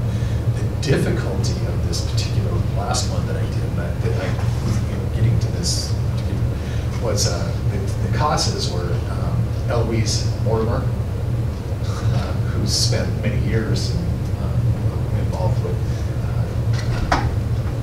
North Central Public Health as really an individual who called on families and specifically children. And then Vicki Winters, the juvenile director for Gilliam. Gilliam County for a long time. So here I am, kind of giving them an education on CASAs to people that probably, have been involved with it. Well, they have been involved with it for, over 20 years compared to my 5.5. Anyway, it was fun. We enjoyed it. It was a great time. So, Tri-County Court. Yeah, I thought that was the first one I was able to attend. I thought it was informational. It seemed to me like there was kind of a lot of recap, but I think you're pretty good about keeping us up on what's going on. So I felt like a lot of it was, I'd heard before, redundant. but Yeah, it is, but it's also good to check in with everybody. Yeah, it's really nice during it to at least be able to make sure that all 3 counties are involved and everybody is receiving the same type of information. Commissioner Starkey wasn't there, which would have been really nice to have had her there. I thought she wasn't on. No, she actually is until December 31st. Oh, that's right. Yeah. Thank you. I Yeah. forgot. Well, they'll have an election in November to determine who's going to be the next individual. I haven't seen her for a while. Yeah. One of the big topics of conversation, Mike, was the predator control situation that we have here. At our next meeting, we will have Ryan Christensen, who is the new individual that has come into Gilliam County. I wasn't able to get everything in order for him to be able to be here today, so we've got him set for the 15th of August to come in and kind of give us a rundown. He actually has been working for APHIS Wildlife Services in Malheur County and is transferring over to us. During the period of time that it took for them, which, we lost our trapper last November, and they didn't start the hiring process until March, and then they didn't get anybody to take the position, I guess, and so they kind of had to go into recruitment mode. During that period of time, the Sherman County trapper has decided that he is no longer working, so we went from having him covering both counties and with outside help, now to Ryan taking over, and he'll be covering both counties for a period of time. Is that just until Sherman County gets? At least until Sherman County gets somebody on board. And then will we have just single coverage? Then, yeah, we're supposed to. Yeah. Now, what was the topic of conversation there was, I've been, working legislatively, and the money that comes to, of course, there's federal money that actually comes in specifically for the county, of which it goes to the state, Oregon Department of Agriculture and Oregon Department of Fish and Wildlife, and then they to do a breakout of everything, and then they give it back to USDA, APHIS Wildlife Services. So, it just seems as if there's these administrative dollars that get taken out as we go along here. And so what I'm proposing and have proposed to is for those funds to actually come directly to the counties, so that the county, if there's going to be any administrative fee that should come out, it should be coming out with us, in some way, shape, or form. Now, whether we form a tri-county, similar to like we have with Veteran Services, or how it is that we end up doing it, I think this is an approach that I'm wanting to take on. Senator Hansel seems to be very much in favor of it. Representative Smith is in favor of it. So unless I'm hearing something from anybody, and that's kind of what was involved with the tri-county board meeting, is if you're uncomfortable with this, let's speak now until we, because I really would like to get as much information as I possibly can. So who from the county would oversee it? Well, Or how would that work? I'm just kind of wondering, if it wouldn't be more or less, like I say, with the Veteran Services thing that we have, maybe it's. Who the person you hire? Yeah, Contractor? yeah. Well, let's say Sherman County would be the fiscal agent with it, and maybe it would be under the responsibility of somebody that we, a roadmaster would. I don't know, depending on which county we want to do You it. think we could talk them into being in the fiscal agent? Yeah, it would be good. I don't, again, I don't really have, if you're open to, I'm open to any ideas and really trying to be able to put together. It may be too that, you know, the money comes to us and that we determine how much of it we're gonna give to Avis Wildlife Services to perform you know. Yeah. It's just, right now with the 70,000 that we put in, plus roughly the 26,000 that comes from the federal government and the state, you know, almost 16,000 of that goes to admin with Avis. A lot of money. And if you do that for Sherman and Wheeler County also, I mean, that's, you know, that's a pretty good job right there in our counties, not someplace else. The APHIS fellow he came and talked. Yeah, Dave Williams did. Yeah, he was trying to, you know, show that they've got more flexibility by covering a bigger area, because then they can move the resources around to where they're needed. Right. Yeah, but you're still setting a fixed dollar figure. Yeah, right. It seems like it's hard to get the money back if it, you know, if it isn't used in our county. Right. So anyway, you know, $70,000 seems to be an awful lot of our money here that, I have no idea what, you know, the employee gets paid. It's, hasn't been information that was released. Anyway, shall we, you know, unless somebody has more, again, for me, since we met on the 18th of July, it's been a whole lot. I got one thing that has come up in an email from Steve Kramer from McCog. There's a resolution that was concerning the method of disbursement of the funds upon dissolution. It was originally set up, it was all going back to the counties, and then it was realized that the city of the Dalles contributes a portion of the money versus Wasco County covered 100% for that county. So anyway, this came up and he wants us to take action. I just bring it to your attention. I doubt it'll make a difference in what happens to our disbursement. But it hasn't died yet. Okay. We haven't put McCog to bed yet. And yeah, but it's just another way that these things all of a sudden pops up. Sure. And then wants an ASP. Sure. So. Yeah.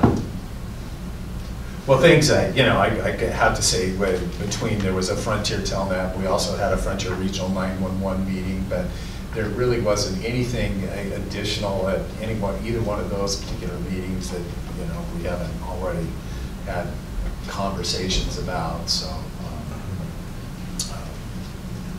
So let's see. Our percentage of funds that we put into it is 3.55%. Okay. What we were putting in terms of dues, and so that will figure into our the disbursement of the remainder. Okay. Yeah. I got to page 2. The resolution. We did, you guys, you both were aware, we did purchase the printer that they have down there, and it's worked out really good for us, a printer copier. Oh, it's been great. It's been fantastic. You know, yeah, one thing that there was an all-staff meeting also that the staff had discussed putting on, what's the edition thing called? It's got a specific saddle stitcher. Saddle stitcher, yes. What? It's For the copier? yeah. Oh. Do you know what a saddle stitcher is? Not for sure. Okay, so it would be like a unit that folds the paper and folds and yeah. puts binding holes so that you can make booklets and pamphlets and things like that. Yeah. So anyway, the staff, the all-staff meeting felt that would really be something good to have within the courthouse. So it'd be part of our office line item purchases, I guess, adding one of those to the. And I actually think it goes on the new printer, doesn't it? No, it'll go on the one in the hallway. One in the hallway. Right. Now that I know about it, Yeah. I think I need one too. I Yeah. think it'd be an amazing. So, anyway, let's go ahead and recess until after lunch. I think we're ready to get going here. Let's bring ourselves back into session.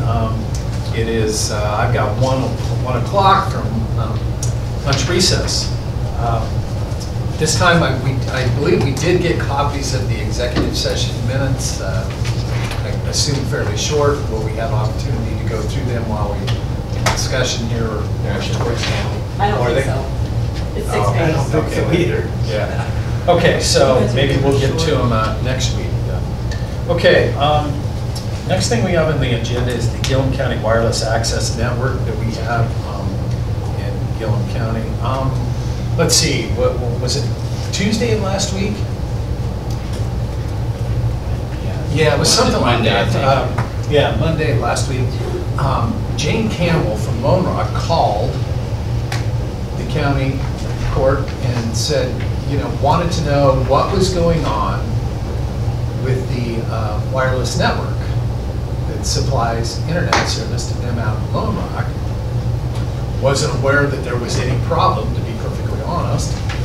Apparently they had been without internet service out there for 8 days at that time. She said that she had contacted Rural Technology Group, and Rural Technology Group said that it was a Frontier Telnet problem. So when I heard that, I contacted Mike Smith with with Frontier Telnet. He said that he hadn't heard anything. He contacted Gary Mark with Rural Technology Group. Come to find out, yeah, they did. There was a need of a repair to be done out at Condon Air Base, of which RTG had notified anybody that this problem was there. They just assumed that somebody else would be notifying Frontier Telnet of this issue. So Mike, at that time, contacted Day Wireless. Day Wireless sent people out to get the repair going, got it up and going the very next day.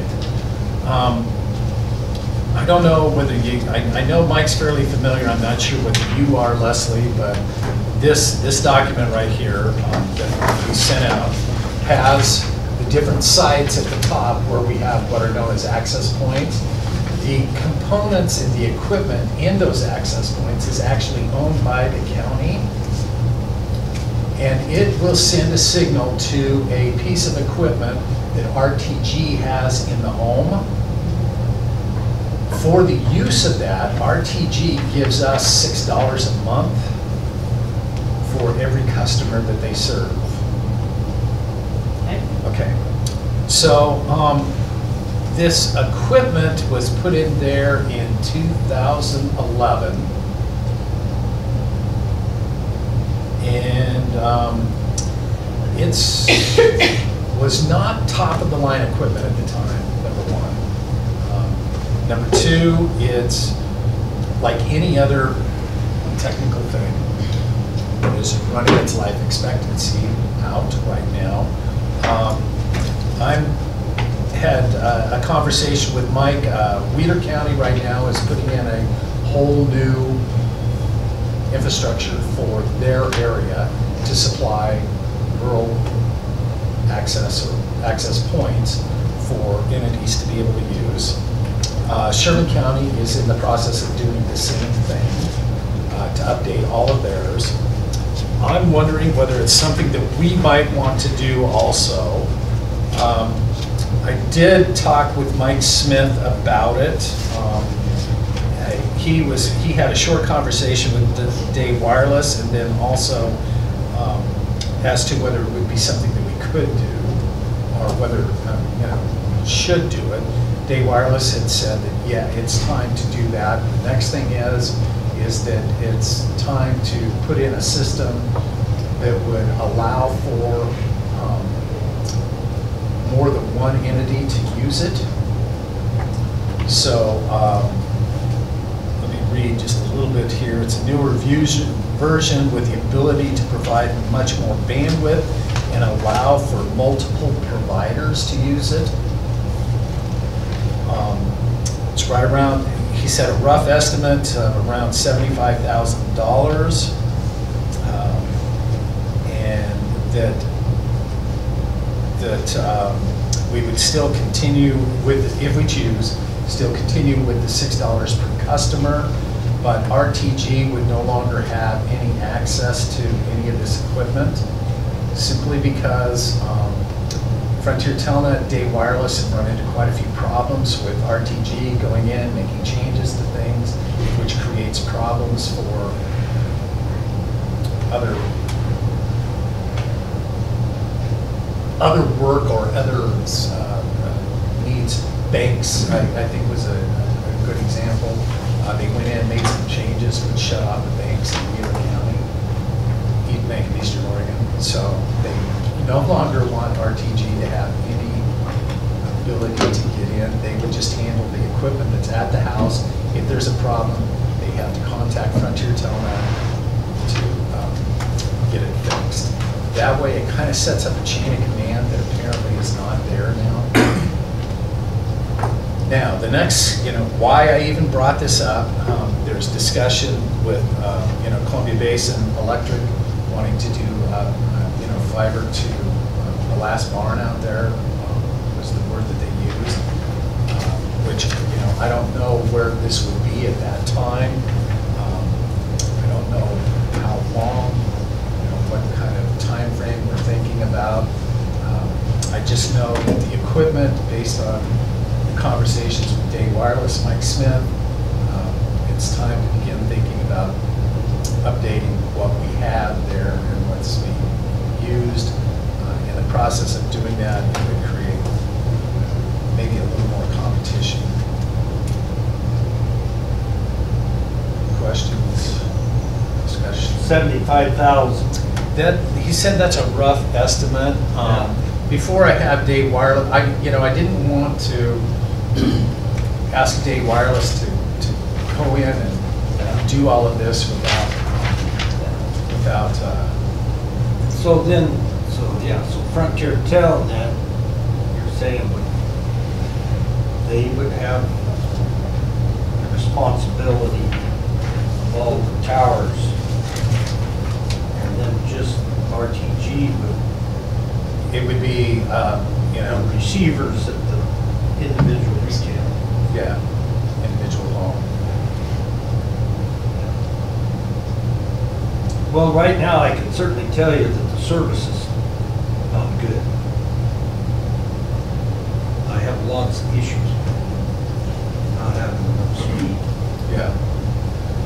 This, the Wheeler Wireless is going to increase, the system would be set up for ISPs to deliver 25 megabits to every user. The problem that we have is we're only as good as that ISP, so the component that they put inside the retail user's home. But right now, with the system that we have, this has been a contentious issue here. Kind of stuck really with one internet service provider. This would create an opportunity for other entities to get involved. Well, and I noticed the number of users has dropped back around that 50 number that Right. was there. Originally. Yeah, pretty much, pretty close to the, when it first ramped up, that's where it went to. But,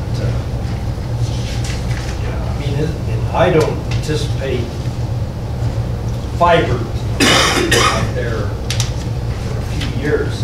We can't afford to operate.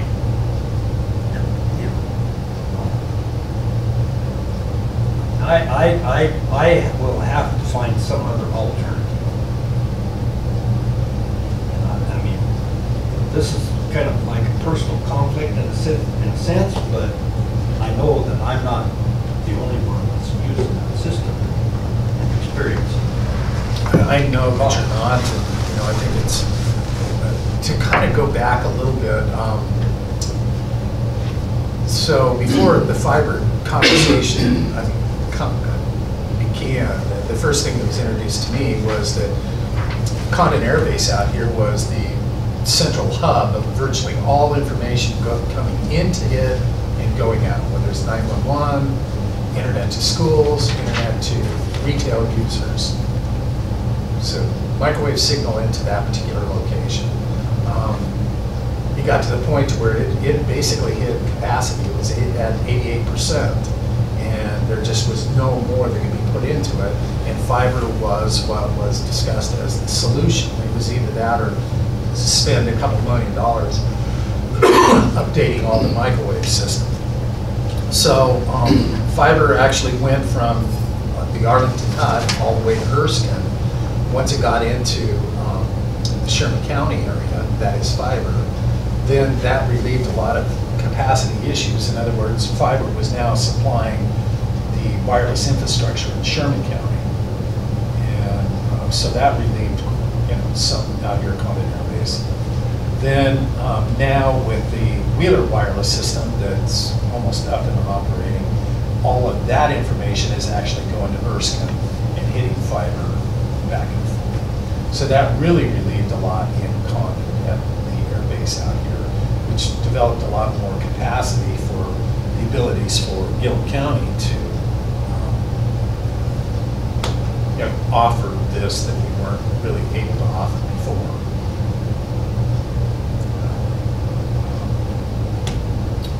So, retail was the last thing on the list for Frontier Tillman.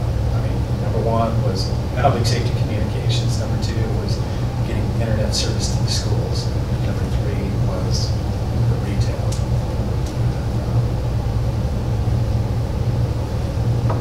So I guess discussion, is this something we should look into? I mean, you as an experienced user.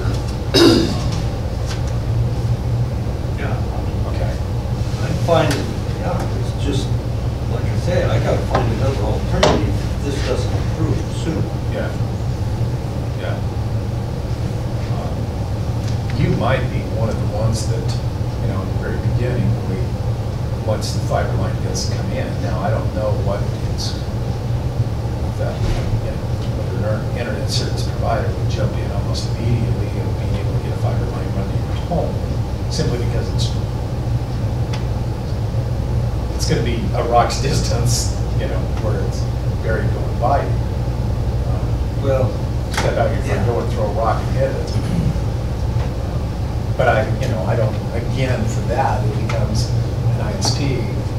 yeah, you still gotta go get the system set up. It's like in Arlington, that's been a real slow process getting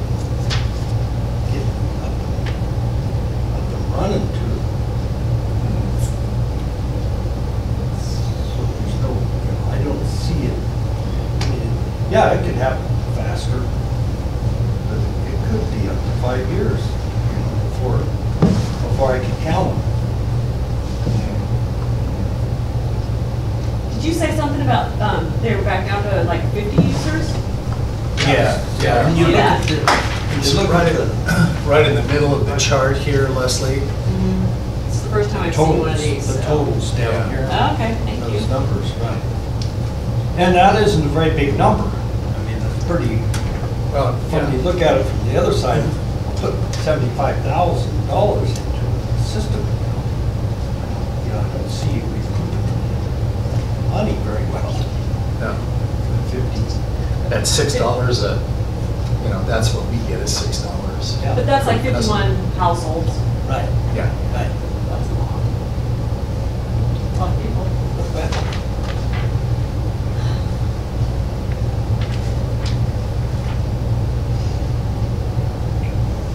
So,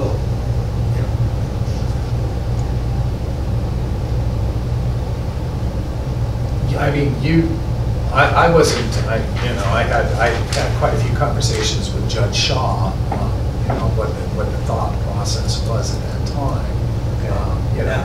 Really, it was really trying to develop an infrastructure that, an entity could used to supply Right. specifically to the rural locations. Otherwise, Yep. they probably would never get it. You know, I think that the number she discussed with me was roughly 75 is what they thought was going to be, you know, the max that they would ever get. And, you know, the difficulty with our terrain has been made, I think, is really what's limited this number from growing. Right. Because it takes, if a group of people went together and put up a repeater, you know, then there's more people down in these canyons that pick it up. Well, I mean, like a place like Ole, you would get maybe half a dozen people Right. to do it, but most places, Now, we hadn't really got that far in the conversation, but No. there are repeaters that are on here, and if you kind of look, there's access points. We've got, really, there's Gwendolen, Mayville, well, it's Air Base, AB stands for Air Base, Gwendolen, Mayville, and Westcon, the west side of Air Base. And then there's the Condon Omni, which is one setup here that covers the entire city. And then there's Barnett Hill down towards Mike that goes north, and then there's an Omni to kind of cover, really, you go off of the Omni one. And then there's a bar. we're not north. No, you're north, but it's really an intended signal that goes back towards. Back to Arlington. Back to Arlington, yeah. Okay, I got you. And then Barnett southwest of which, you know, it kind of shoots it back out towards. My understanding, even the Omni has like three transmitters going out right. in directions. Directional. Yeah. Actually, I think there's 4, Mike. I think there's 4 on the. I can't remember now. Well, it's a triangle tower anyway, and I thought there was one receiver. Anyway. But those repeaters are kind of, I think, Catherine has, you guys are you're RTG. Yeah, you have the Mayville repeater out there, which it's kind of. Mine comes from Condon because I can't see the Mayville repeater from my house. All right. So. But Lone Rock's one of the major. Lone Rock is one of the major repeaters that is there. Where yeah. It's But shooting down into, yeah. So, you know, that with what we're talking about here, and I think what Mike was giving me information on, and the 75,000 would not be additional repeaters, it would just be updating what is there. Exactly. But, you know, I think we have a few weak spots out there that, you know, I would like to, as part of this research, if we decide to go ahead and do it, would be to see what would it take to get into this. Specifically, Olex, I think, is really good, and then something along, you know, Middle Rock Creek in there too is kind of It's just so hard to. It is, you know, they're coming out with. Most all of this is what they call a fixed wireless system. So it's a fixed signal to a specific location. And if you have a tree in the way or all of that affects what is there. And they've come out with systems now that change all of that. I mean, you know, those things don't affect it. You know, one of the big conversations I had with Chairman Pye, FCC chairman, was where's this going? And of course, they're pushing really hard towards 5G technology, which will all be, you know, basically cell. So that's a concern that I have too. Now, what they're telling me is that based on the speed and information that you can get in today's 4G LTE information, multiply that times 50, and that's the 5G technology. So, you know, right now it appears as if a whole lot of areas are scrambling as quickly as they can to get cell towers into their area, right?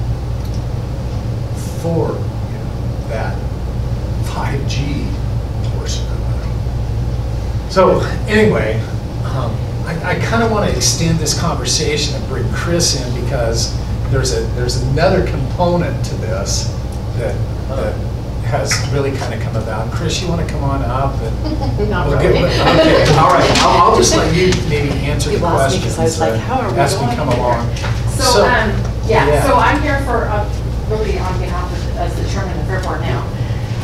So 3 weeks ago, I got a call from Robinson Brothers Construction, which you should be familiar with because you signed a lease with them March of 2017 for them to lease 1 acre at the industrial park for storage, and I think they ended up with 2 acres.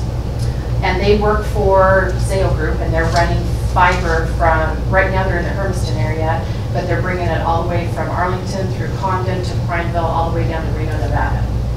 And so they called the city of Condon, Catherine sent her to me, and requested to lease property from the fairgrounds, if there was some place in the fairgrounds that they could lease property for storage of their equipment and the reels and you know, fiber and all Staging that stuff. area Yeah, for all staging their- area.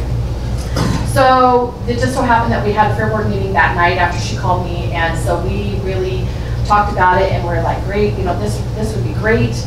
You know, we could be a little bit of revenue generating for us, and we could get that loader for our tractor, and you know, whatever. So we started throwing some ideas around, made a couple of phone calls, Skyped with them a couple times, and so we've come to the point now, which I've been working with Ruben on a lease, because the county court actually is going to be responsible, the ultimate signers of the lease, hoping that the Fair Board can reap the benefits of the revenue. And so we're looking at 3 acres, and we're looking at letting them park on the west end, what I call the arena area. It's not the arena itself, but you know, go towards the arena and then take a right, and it would be the 3 acres pretty much from the driveway all the way towards the park. Letting them lease those 3 acres for $1,500. We did it a kind of like, you guys did $750 for the first acre and then $400 for everyone after. So we decided that let's just go with $1,500 for all 3. And they also are interested in renting the office for $500. So we're talking a $2,000 payment a month to the Fair Board for leasing property. On top of that, we come to the conclusion, I mean, they also talked to me about Birds Park, because they're talking, they could potentially have anywhere from 12 to 15 campers and Teresa just called me back today because she wants to have a 6-month lease, but having anywhere from 12 to 15 campers in Burns Park at $400 a month for 6 months. So that's the county side of it also with Burns Park is, you know, upgrading their electricity from what you got at 30 amp to 50 amp, because they have a lot of 50 amp connections. Being able to put some heat in the bathrooms and the showers up there for them to use, and then boom, then we go to the Wi-Fi at the Burns Park of having that. So then Steve and Sandy, I'll let Steve go on with that. But. So with each one of the campsites, I think there's 17 of them up there, and only 2 of them had 50 amp service. So this Robinson Brothers had sent out a notice to us that basically said, if there's anything that you guys need as far as updating of what's there, we'd be glad to help you out in getting a lot of that accomplished. Our thoughts are, we've got James and Marshall up there right now, changing some of the faucets from regular to frost-free, so that we don't have any water problems freezing up.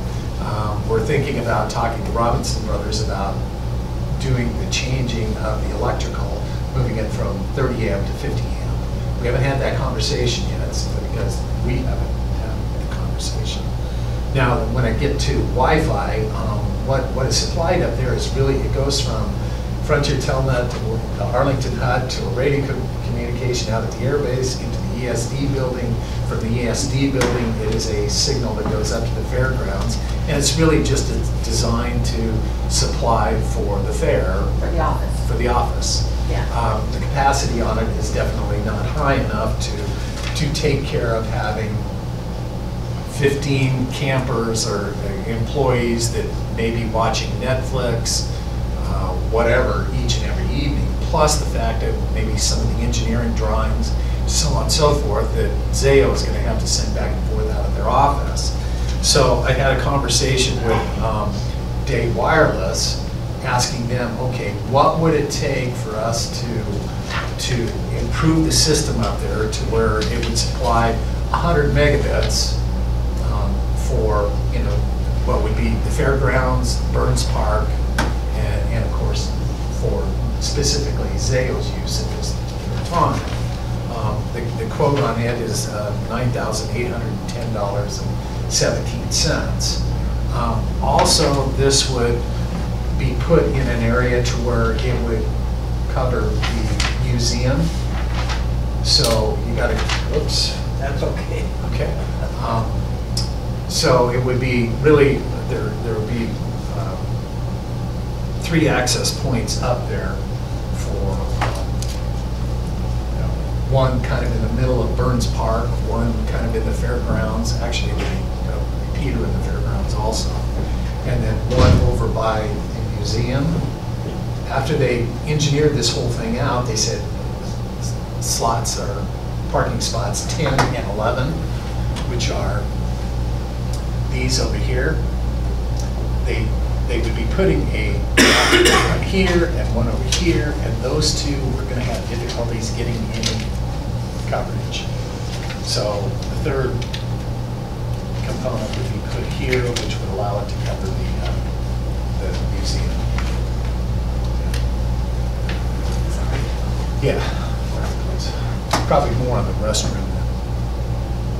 So just a little history on the fairgrounds. So what happened is, that I don't know for sure, at least 5 years ago, if not longer, we came to the county court because we had no internet or email capabilities at the fairgrounds. So you guys paid, I think it was $1,600 at the time, and Day Wireless came in and put everything on a pole outside of the fair office. And then they ran cable underground into the office.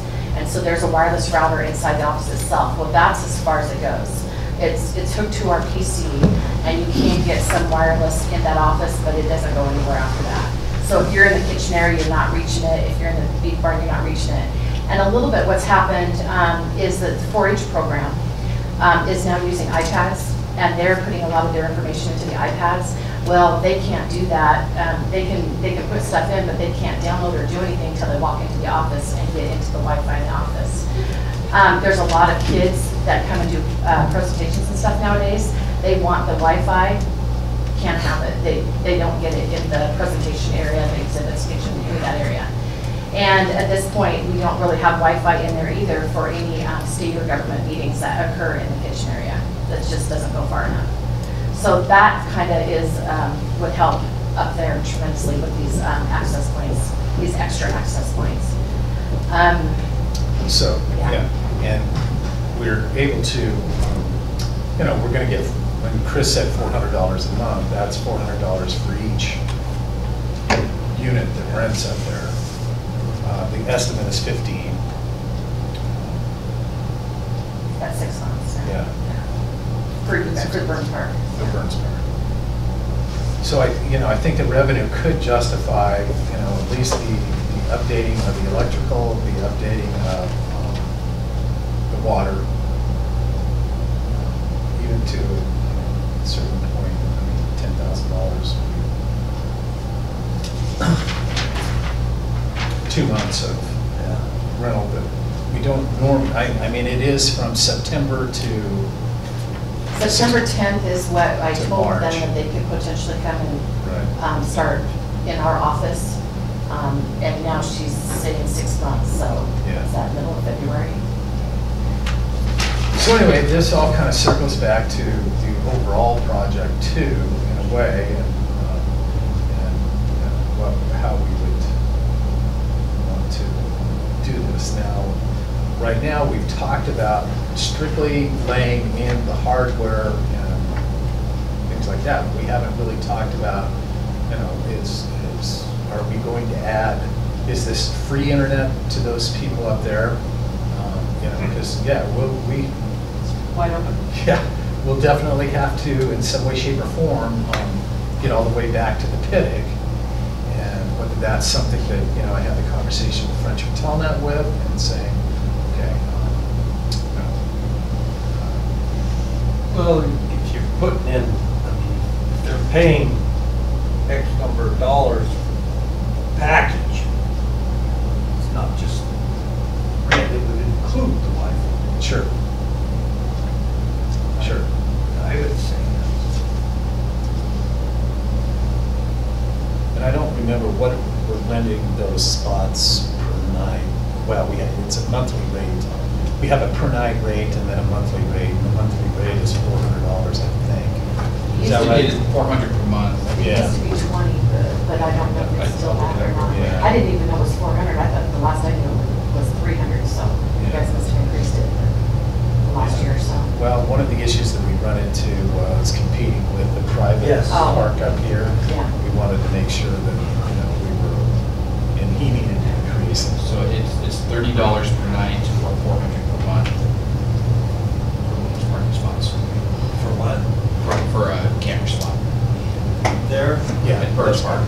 Yeah. I don't remember what he was. Yeah, that was the other thing that I was thinking about, how we're competing with the private sector. Right. Well, I think for one thing, they like the idea of being at Burns Park right next to the fairgrounds for security purposes. And that's why we did, first they were talking about going across Cottonwood and going the long 3 acres that run right against Jeff Nelson's field there.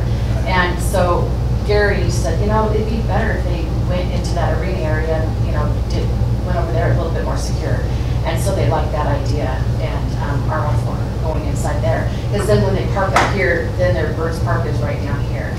Again, she said they have 12 of them that are parked in Hermiston right now. They have 2 that are in Boardman, and 2 of their guys were going to buy brand new RVs. So they could potentially be up as many as 16 to 17. Which, how many spots? I know. There's 17 spots. 17 spots at Burns Park, so. And I did tell them about the common RV park as well.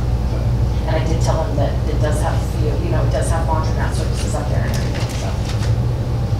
But I'm more worried, I'm not really worried about Burns Park. That's really not, that give or take, that'd be great. But I just want to let you guys know that Ruben's working on a lease agreement for me for the fairgrounds itself.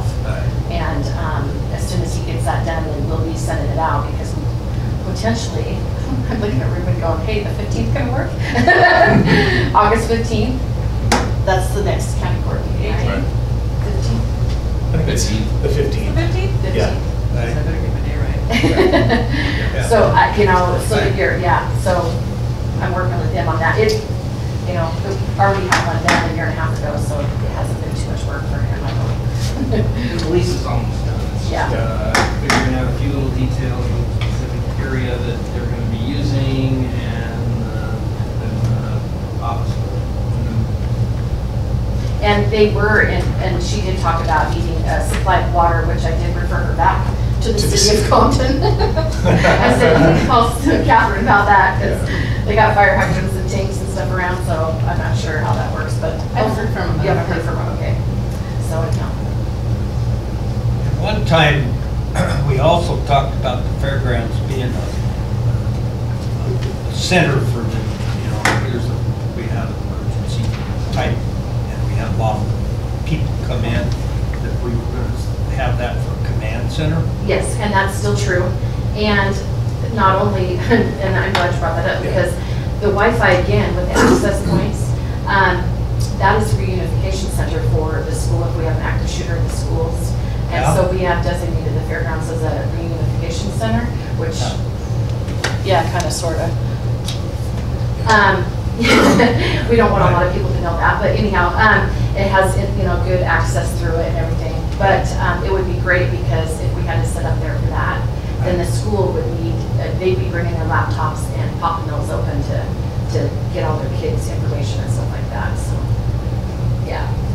So this would help that, because it didn't, we didn't get as good a system as we really needed. Right. Yeah, not up there, we did not know. Yeah. And the system we have now is actually ESDs, right? Yeah, well, it actually goes through the ESD. Yeah. And so. So, but the other thing is, and I don't know, but those exhibit halls are masonry block, aren't they? They're blocked, Are yeah. they're masonry blocks, so I don't know what that does for Wi-Fi to go through those walls. Chris, Well- we get it in the Memorial Hall from our, Okay, our router in City Hall. Yeah. Good. Are they Yeah, not what's- talking about putting one of the access points on the west or east end of the? Yeah, repeater on Yeah. the east end, Yeah. so, yeah. One of the- Could, I don't know whether it's the west end of the beef barn or the east end of the exhibit hall. The plan I saw was east end of the exhibit hall. I think it was, yeah. Yeah. Well, that was based on, yeah, so there might even be the pole. Flowers and values of it. vegetables. Anyway, it really doesn't tie together the two of them, but it does in a way once Day Wireless gets into the area. Again, Day Wireless would be taking components, the work that they've already done on the overall county project, that's the roughly $75,000. I did, as far as this one here, I feel as if we almost need to do it for sure. This is the fairgrounds, the $9,800. The other one, it's more or less, I don't know the overall cost because I don't want to ask them to go in and do what they do without having, I guess, you guys on board to do it. Number two, I'd like to have conversations with them about, okay, in doing that, in addition to covering, maybe some additional areas. Now, this is where I'm not really sure. We've already, Day Wireless is really the entity that maintains and operates, and now what we're talking about is just upgrading what is already there. Are we Just for gonna- the $9,800 quote? Well, no, this is for the 75,000. Right. Yeah. So do we, For both of them? Day Wireless? no, there's separate ones. No, I mean, the Day Wireless would be the entity that we Yeah, go they- with for both of them. Right. And there's no other option or? Well, there could be, But if we have a current contract with Day Wireless, then it depends on whether this would just be able to work with that contract or whether this is something entirely different. So I just have to think about that. Okay. The 9,800 seemed like that would be. 9,800 is fine, even Yeah. that's under the 10,000, Right. that's a direct procurement, so we're good there.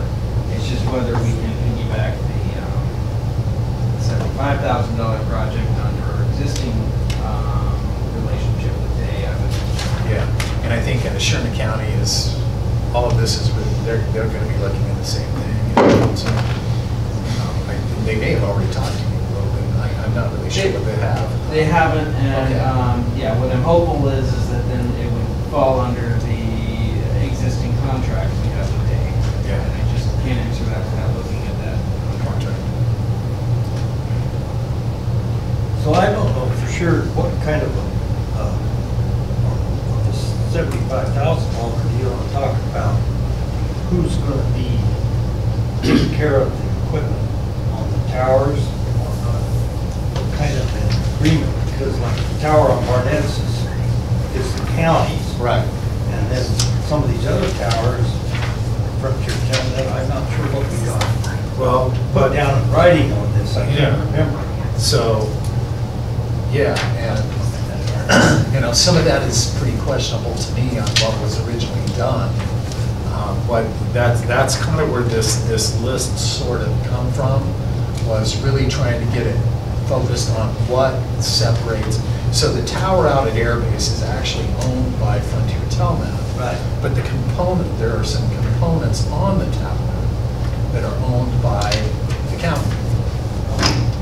So, but at Barnett and Mayville, the tower is actually owned by Gilliam County.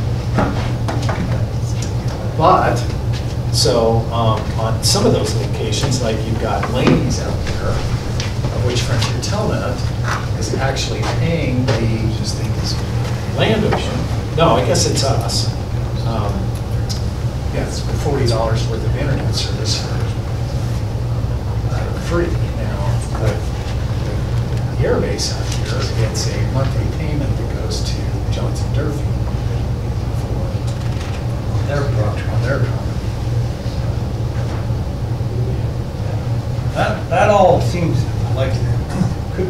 to, well, I think it all needs to be cleaned up, and it's something that, you know, I have had, a half dozen conversations with Judge Shaw on, you know, okay, what was really the intention of everything that right now, you know, the key to it is really, it's one ISP that can connect the hardware that we have there, which I think really develops a problem for us in competitiveness. And that was one of the real sales pitches that, you know, Mike get to me the other day. New components going in there is that we could have more than one ISP with the opportunity to serve. So there sounds like some negotiating may have to be done with RTG. Correct. Which I'm not sure what the written agreement was there. I mean, we have something somewhere. Yeah. And I think that all needs to be brought up. I think all of it needs to go to legal counsel to see if we can get some of this. Because what ended up happening is a whole lot of this began getting piecemeal together as we began building it. And separating what is Gilliam County's, what is Frontier Telnet, what is RTG's, what is Day Wireless, has been, what is, what was Frontier Digital Network has been. We may need to research our minutes and find what action was done by the county in this wireless system too. So we make sure we get Gilliam County's story. Yeah, well, It might be different if you talk to Frontier Telnet. Yeah, there are certain portions of this. I mean, you know, I have to tell you, staff hates this. They hate it. The whole thing is basically RTG setting up a check once a quarter. At one point, Michelle was in charge of that. Right. And now it's Kelly. Both have said, you know, get it off of our plate. There should be somebody else handling this. I don't know. What I would like to be able to do is say, okay, off to the side, let's rebuild a whole new structure here and how we do things. So we'll have to look at some of the old information, getting us to the point to where we can really start from the ground up. Okay, I think if you guys, your wish is, should we check with Day Wireless, see what this might cost? Sounded to me like something you're in favor of. Leslie? Yeah, it doesn't hurt to check. Yeah, okay, all right. Let's move on to. I just have 3 questions. They're pretty much for Ruben more than anything, but you guys agree, I guess, that in the lease that it does say that the payments go to the Fair Board for the property for the $2,000. I thought I talked to you about that, but and I'm not sure because we have a separate. The current draft does not say that. Okay. But I can make the payment to whoever you all want me to make it. Well, that way it goes into our account and then we can take care of it and get that order that we'd like to do. And then the second thing is, when I was talking to Robson Brothers about getting the lease done, they had made a comment about wanting to see it. So does it need to be, how does that work as far as time frame? These guys look at it, approve it, then it goes to them, or do we just send a draft copy to them before approval so they can? It can go either way, but the ideal way is to have at least the county court look at it first, take a quick glance at it and say, okay, this is acceptable to us, because it really is a big waste of time if we end up sending it to Robinson. They say, yeah, we like it. Then it goes to the court, and the court says, no, we don't. Right. We don't like this. Then it's setting up just a completely regressive bargaining situation. Right. And it's not fair to Robinson. It's not fair to the court. It's not fair to anyone. We present what we've approved to them. They say whether they like it or not, and then we go back and forth. Okay. So it may not be signed August 15th, because they potentially will not have had it to look at yet. I'm just guessing. Okay. So if the county court sees it on August 15th, then we could potentially send it to Robinson and say, okay, if you guys agree to what the county court likes, then signature could be made on September 5th. Sure. Okay. Yeah. Okay.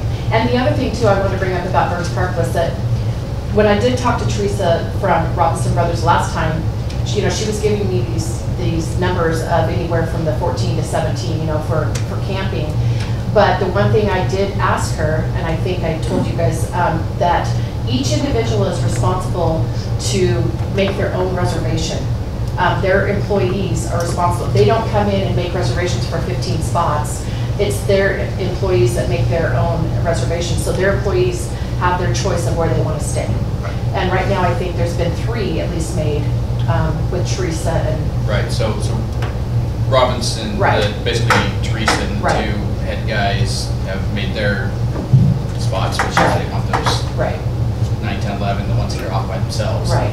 And then the other But- guys are starting Yeah. to trickle in. So those individual employees that they have get to make their own decisions of where they want to stay. So just a heads up. Okay. So we're okay with the money going to the fair board? Yeah, okay, good. Okay. So are we doing anything at this point in time with this 9,800? I'm sure, I think we need to make a move in getting, the fair board's ability to be able to do what they have up there is contingent on this being able to happen in some way, shape, or form. We could cut it back, but in cutting, we're definitely going to have to go as far as the fairgrounds office with a direct signal, fixed signal. I think the 3 access points sound fine. It certainly will make it nice for other visitors. Right. That will go later. Yeah, Yes. It's a good opportunity for us to really kind of recoup some of the funds that we do put into it by having those there. Yeah, we'll still have to kind of work out how this pipe is going to work with, the cost of getting actually to the pig. I don't know what that's going to take. But that will be designed. After we get into this. My opinion is this is part of Frontier Telnet, because our communication wing, and be up to them to make sure that we have the signal here. Does that make sense? They have to make sure that we have a signal here for the courthouse. Yeah. I don't know why it would make any difference if there's going to be a little bit more going through the pipe for this. Right now, they're already putting signal to the fairgrounds. Yeah, the way it works is it goes actually from Frontier Telnet at the ESD, and the ESD's equipment is the one that's actually sending it out. So it's ESD. Yeah. So are we the county dealing with Frontier Telnet or ESD to get our wireless at the fairgrounds right now? So are we paying anybody? Is that maybe? Well, No. No. We don't pay anybody, it's just free up there. Right, it's just From the ESD. From the ESD building, it's free up there. They just, we send out a signal that goes to the 2 schools, and there's a receiver at both schools. And Same one as there. it coming into the courthouse. Correct. Yeah, Okay. other than, it's completely, one is like a squirt gun, and the other one's like a garden hose, on the amount of information that comes through. So, yeah. But we must have some kind of agreement, even if there isn't any money exchanged on this.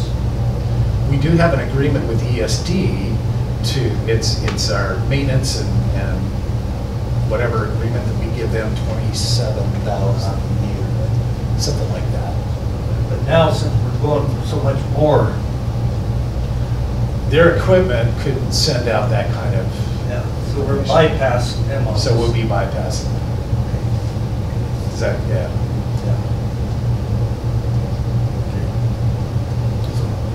We have to go to the frontier telling them this project. Right.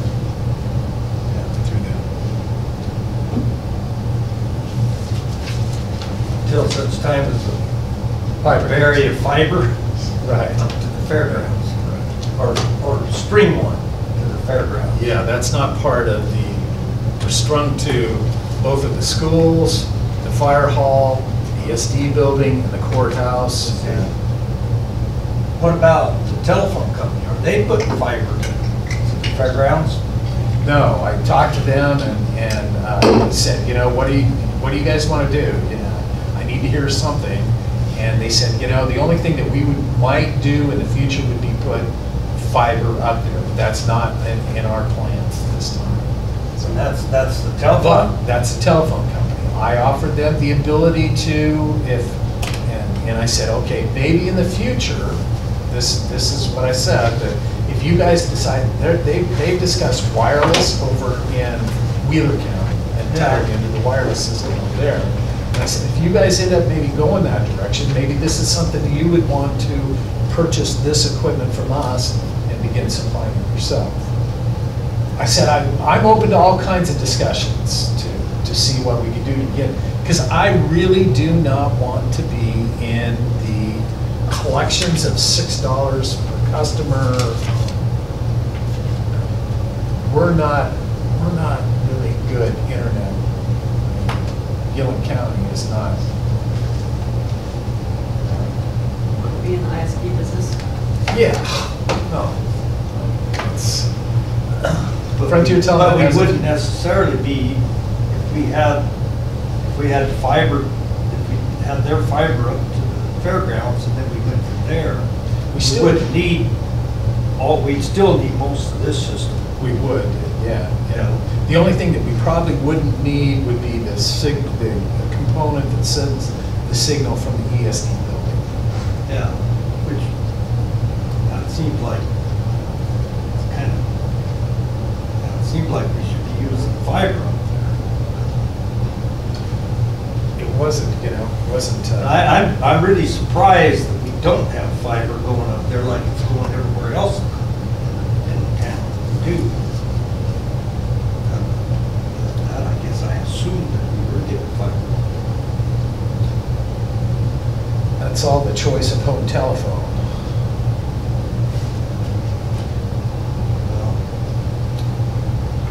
When we initially did the fiber RFP, the bill, Windwave come in with additional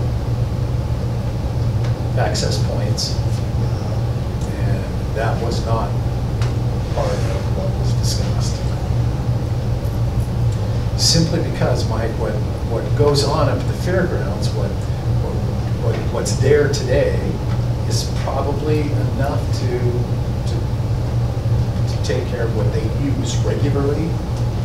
Although, we did hear from Chris talking about some of the 4-H stuff, which, Yeah. Right. that hadn't ever really been mentioned to me until we began the conversation of this.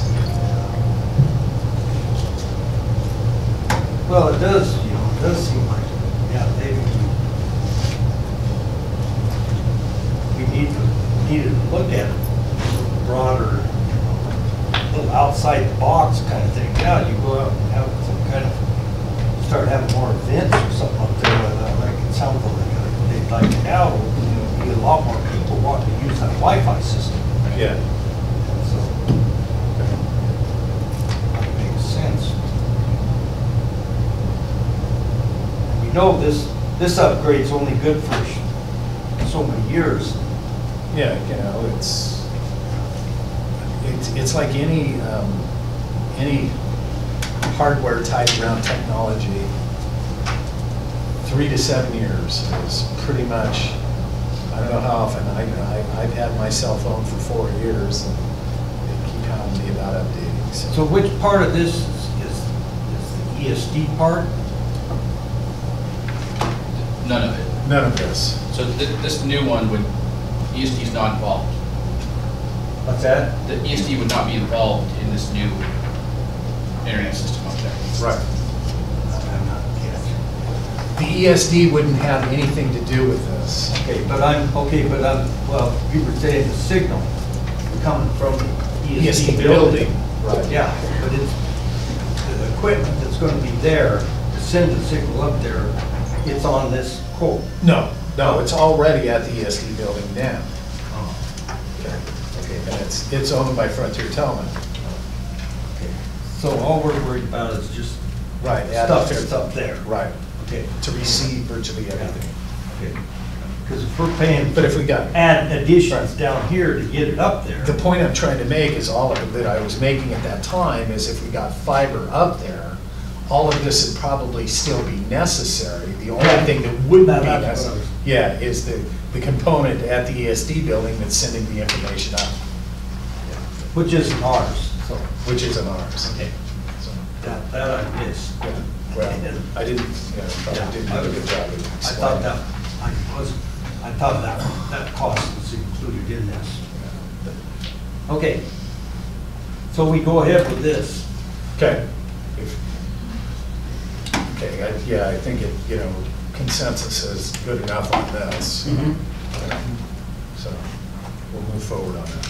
Okay, so and we're going to move forward on talking to Dave Wireless about possible costs of updating. You guys are good with that? The county wireless. Right, the county wireless system. So, To the rural. it's one of those things that what's gone back and forth with me is specifically with Columbia Basin's project that they've been looking at. I just don't know how far out they are. I would assume it's probably gonna be 3 to 5 years. By that time, I think this stuff would probably be outdated anyhow, so. I think, I don't know. Well, I can easily see 3 years, Yeah. you know. Okay, let's move on to what we have. The last thing that really discuss potential capital projects. I kind of been looking at a few different things now that I'm going to put these into 2 different categories. And one is the repair of buildings. They're specifically the courthouse right now. There's a new roof that's, it's been part of the budget process. We're working on that right now. Also, we have some windows here that are leaking downstairs. We've been putting caulking in around the outsides of them to kind of prevent that from happening. Next year, I think part of our plans would be to go to the state. They have a courthouse update maintenance program that's available. We need to kind of have an idea what that cost might be and an idea how much money that we would be able to put into it.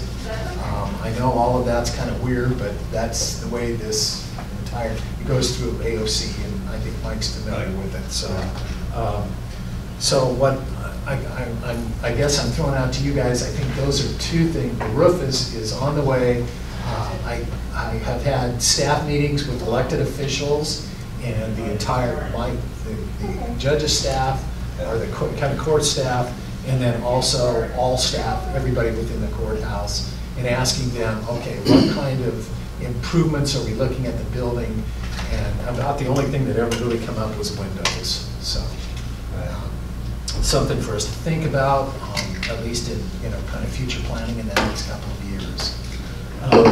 So that also kind of leads me to the integrated bakery resources building down there. Jeff took some pictures of some of the siding. The roof down there he's also been working on.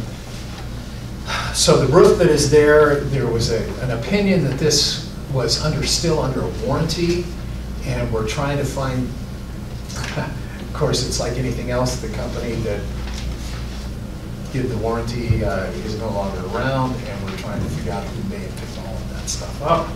So he's been working on that for 8 months now, kind of struggling with it all the way.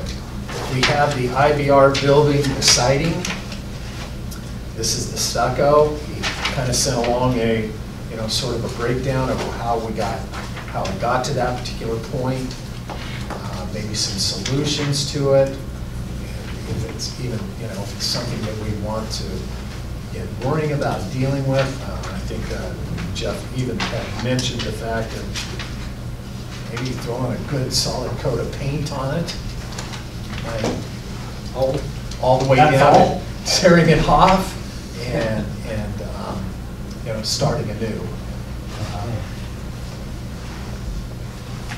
It suggests that there's water getting behind the wall, creating problems with the meshing that's in there. That is really disappointing. How old is this building? It was built in 2004. It seems like we've had continual major problems with this building since I've been on the county board. And a couple of years ago, it was, we had to replace the steps coming out of the warehouse area. And the plumbing. The plumbing. Cracks, so we do cracks on the floor. Cracks in the floor. Carpet. It's had, the we roof got- deal, Carpet's not. roof things are pretty common. Yeah. But to have one of those stand-up slabs that was bad, and, we discussed whether we were going to end up replacing it. And we did some kind of, Jeff figured out some kind of fix for that. Right. Well, anyway, this is Yeah. more of an introductory day today than it is, I just want, these are some things that have really been hitting the, It reinforces the idea that we needed this building reserve, just like road department reserve. right. funds. These hidden things start popping. Well, I think, under the heads up. anytime you get to the point where you own buildings and are leasing them out the way we are, it becomes troublesome. I'm not sure the government is really in the best position to be able to do that. It's so difficult to budget for what might be, and according to budget law, you have to. Yeah. Oh, yeah. Really difficult. Okay, so Burns Park, I'm going to kind of pick up with it. We did receive a correspondence, and I'm going to bring this up right now. It was from the Maidman families. They had some real issues, and they ended up with an accident that happened. This was first pointed out to me by Commissioner Weimer. Apparently somebody had taken a fall up there off of the steps on what would be the south end of the Burns Park Pavilion. They said that, the steps leading into the pavilion were not marked with paint to make people aware of the steps. And somebody had taken a fall up there. I've gone up there a couple of different times with Sandy, with Daryl. I think one of the best solutions, so this letter is now into the record. So I think one of the best solutions would be to build a ramp that would give us not only access from a ramp on the north side of the building, but also a ramp access on the south side of the building. I think, that's where the handicap parking is located. And it just seems sort of silly that we have a handicap parking location on the south side of the building, but then to be able to use the ramp, you have to go all the way around the building to the other side to get into it. Yeah. So it seems, a direction we're going to have to go. Now, with this ramp, I believe we're going to probably have to put handrails on. I haven't found out whether we need to have them on both sides or just one side. It'll be both sides. It'll be, okay, so. Depends on whether you hold it against the wall. Yeah, so anyway, that was one. We talked about the Wi-Fi throughout the park. We talked about the frost-free faucets and the 50 amp service. We also have Wi-Fi, I mentioned that. Daryl had a kitchen plan of updating a lot of the equipment up there. Leslie, I don't think you've seen this. I don't think I have. Just to kind of go back a little bit, there was a committee that was put together that had Gilliam County Maintenance. It had representation from the Fair Board and I believe there were a couple of community members also, and they had come up with a plan to put in, you know, new sink. I don't remember what all was there. Stainless steel. But, yeah, Countertops, stuff like that. countertops, things like that. It never moved. And I'm going to insist on Daryl really update that and bring it back to us. I think it's something that we really need to take a hard look at getting accomplished, and seeing if we can get, you know, some changes there. The next thing was Dewey and I had talked about the pavement up there is in pretty bad shape and it need a chip seal done there. So I think that might be something we need to look at prior to these guys coming into the area. Yeah. So we may be ending up having to move on that a little bit quicker than we anticipated. I'm gonna drop down to the warehouse in behind. The safe route to schools. Discussion doesn't appear now, according to Catherine, it might be a little bit more questionable. I still, you know, the problem that we have with that building down there is that, you know, it's a wreck just sitting there, you know. And I'm not so sure that it wouldn't be favorable to the community of Condon to have it appear as at least, you know, this is something that could be developed, as opposed to somebody having to think, okay, before I can do anything in that location, we have to tear it down, we have to start from scratch, we have to do whatever. That's my opinion, you know, is that it'd be that way. Again, I don't know, it's all about perception and somebody coming in and taking a look at different sites than we had. I think Jeff gave us a quote on what it would take for him to manage the project. We never really got anything on what it would take to do to get it down. The management portion of the project was well, $6,640. No, it was $11,500. Yeah, there's two versions. One. Yeah. So anyway, again, this is all food for thought, guys. Okay, again, we're not. So in talking about that, also the concrete batch plant in Arlington, or at Shelter Station. There are really there are two systems that are out there. There's the Command Alcon that we have been talking about, and then there's what is known as a Marcotte system. What? Marcotte. It's an M-A-R-C-O-T-T-E.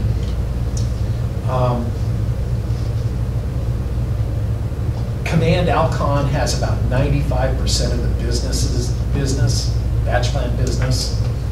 The other 5% is this Marcotte Systems. I had a conversation with American Rock. They were interested in possibly subleasing from Thompson Brothers for some wind project work, blah, blah, blah. We knew this was coming up. But of course, they have a used Marcotte system. They're taking it out and putting in Command Alcon. And they have a used one that they would be willing to go ahead and sell to us for our batch plant. Of course, you know, they had originally started, well, here you go, if we had the plant kind of thing, of which we have an agreement with Thompson until March. So they would need it long before that to be able to use it, so that kind of went out the window, and then there was discussion on what they could do there. The issue that I have is, again, it's 95% of used equipment. You and I, we were on a conference call, and so we have not contacted Marcotte, the company, for what they could do a new system for, simply because I wanted to have this conversation here, which direction we might want to go. So in setting that aside for just a minute, regardless of what we do, digital scales would need to be done. Right? So Either way,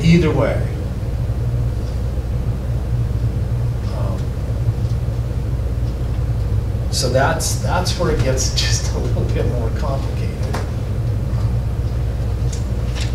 Looking for a little direction on, I'm sorry, but it's. The digital scales part, I mean, that's independent, really. It is, I believe, independent. But it's necessary It's necessary for a new system. to upgrade the control system. No matter what control system we upgrade to, Right. those scales have to be upgraded.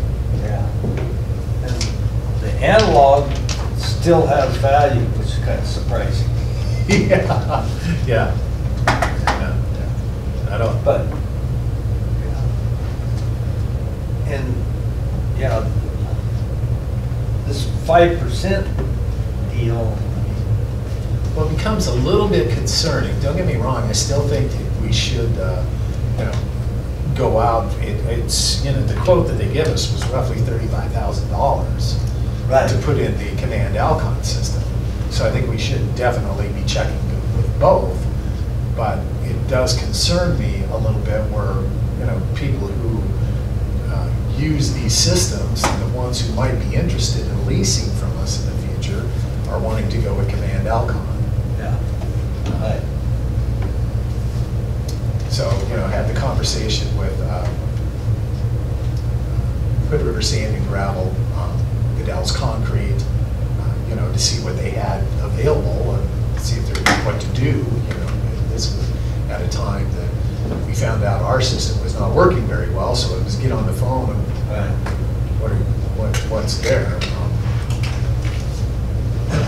And what's the alternative, what's their strong point, Yeah. They only got 5%, but Maybe it's because of, it's two things. Maybe it's because it's an elite system that costs a little bit more, or, it's not nearly as good. A poor system that nobody wants to use, so I don't, Another difference is Marcot's a Canadian company versus Command that's Alcon's an American company. So it's yeah, I forgot about that, so. I mean, when you get to Canada, it might be reversed. Yeah. Percentage-wise. Yeah, percentage-wise.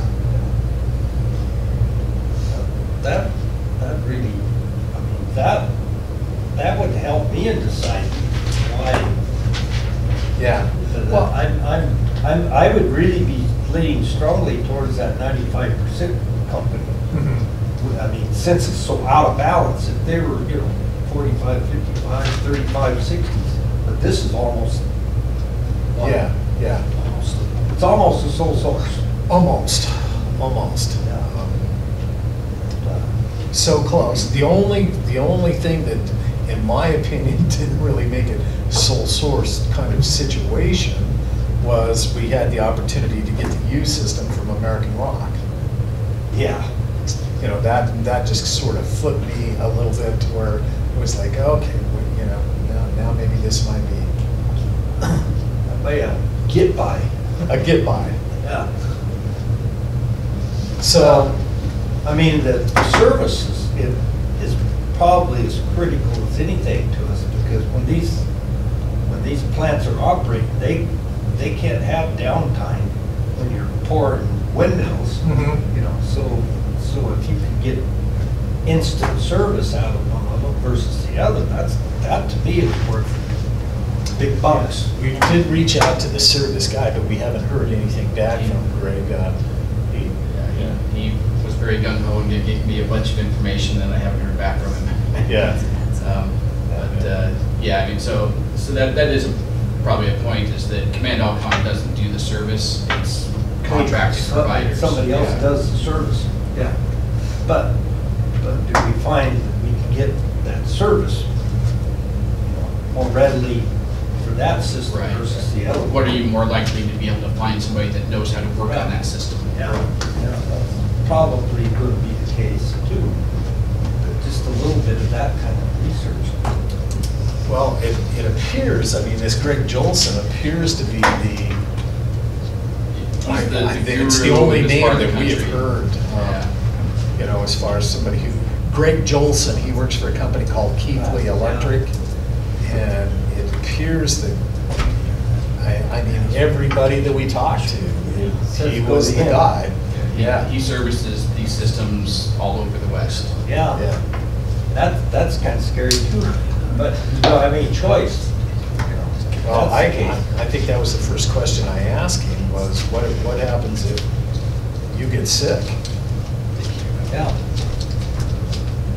We've got that planning department, it could happen in other departments here. But this was specifically to, because, you know, again, it was the Dow's Concrete, Hood River, American Rock, Umatilla Sand and Gravel, all of these companies. He was the, Greg Jolson, the Keithley Electric is the guy, he's the guy who came down and went through our entire system. Right. Got it up and going to. He was the only guy that could get our existing system going. Right. So anyway, We'd be in the same boat as every one of them. yeah. I'm just gonna try, I'm trying to sort of update you guys a little bit on here. We'll take a look at, the Marcotte system, specifically new, okay? And with Greg Jolson and where his opinion lies with this. And again, I think ultimately where I come from, I don't want to be in a concrete dispersing business. No. I want to have a business that does that. What concerns me is putting in a system that nobody else would want to use. Right.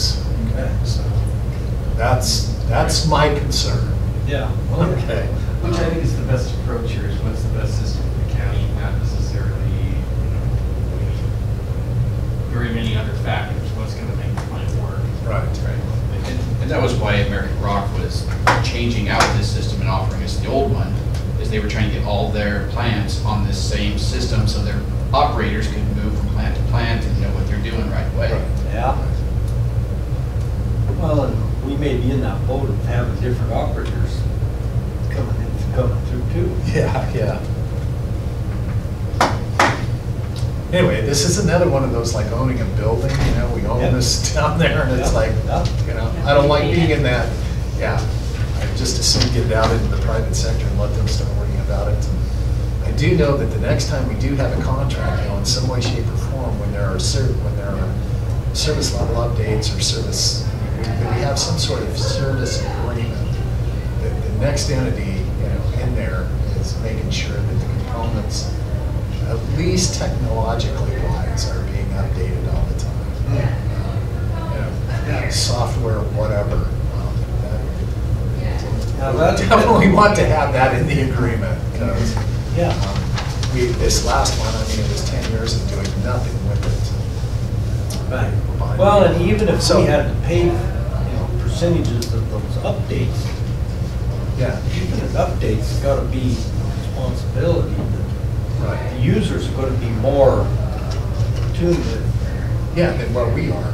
They're going to have to come in and tell us we need this, and then we're going to look at them like, boy, another $10,000. Just as a side note, these new systems, and I'm sure it would be whether it's Command Alcon or Marcotte, the new system would be remote access, so we could sit here in the courthouse and pull it up and see what they're running that day, how many batches, how things are going. Right. So it wouldn't just be relying on whoever's there to provide information. We could actually see and have access. And repairmen can remotely access it too at home. I would think so. Yeah. Just like we do with our tractors nowadays. Sure. Yeah. Okay, so I kind of covered that. The other thing is shutter station. I need to get back to the digital scales and the things real quickly. I think we need to, maybe put together an RFP that we get out for at least that. Well, I guess we wouldn't have to if we don't. What kind of a dollar figure? I don't know, Mike. Did they give you? No, Okay. and so, that's a completely different thing. That has nothing to do with the control unit, so we need to source that somewhere else and find information on those. Might be more options with it. Yeah, I think there will be, because, digital scales are something that even Waste Management has out there. So, Start getting a ballpark there and see if we would even need to go to RFP Right. Just get some quotes. Yeah. Okay, that done, so I'm looking for a little guidance here. Yeah. Okay, the next thing is shelter station. This is really more of a, I don't want to call it a wish list, but one of the things, some of the things that I sent you guys were, we've been in conversation. Waste management's going to be in need of additional expansion, so on and so forth. What you were looking at, what was given to you was, I told Jeff, okay, give me the Taj Mahal, give me, the whole works of what you feel would be the perfect industrial park with rail. So if you look at this, and we're really looking at, there's 200, 201, and the numbers are right down here underneath the one. So if we're looking at 200, so it gives kind of a picture of the whole park. Now there would be 2 storage areas involved with it. There would be a north storage area and a south storage area. The south would have six rails storage down there. The north would have 5 available to it. So those would be tracks side by side, and that would be the maximum you could probably put into this particular facility. Now, if you went to what is 201, it gives you a picture of the south yard bigger, and 202 is another comparison with switching in different locations. So yeah, 202. So if you look here, the switching is on the corner as opposed to on the straightaway area. And that's the difference between those two and having the 6 different tracks there.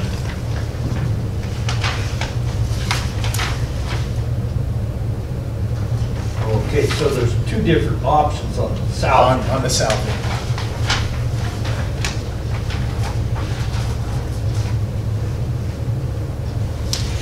Now you have to, one of them is already there, of course. The other ones are, one would be moved to the, what would be the west side, and then 4 would be on the east side.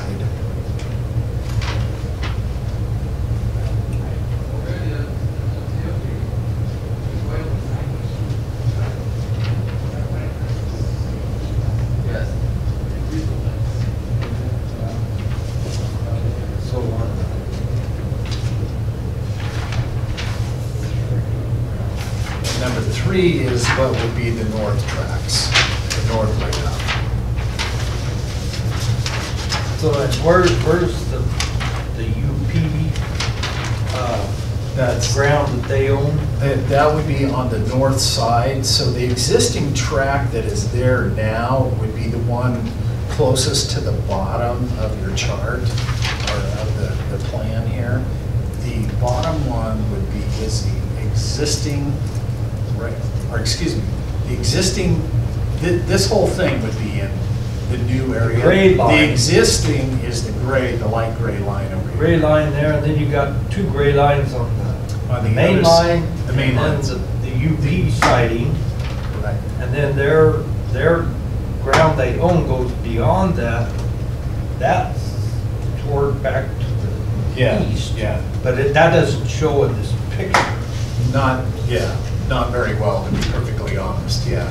I did try and do a satellite picture, but I couldn't get it large enough for us to be able to see. I guess the point, Commissioner Gronquist had pushed really hard, and one of the things that he wanted to see get accomplished, if you go back to what would be the south yard layout, which is 201, there, you see where the existing line is, which is number 8 on there. Okay. And number 8 kind of goes into an area to where you can see it says existing track A, which continues on out, and there would be an additional one, which is track 12. Am I Yeah. making sense here? Yes. Yeah. So this is the existing one that's going through there right now, and then adding to it and putting in what would be line 12.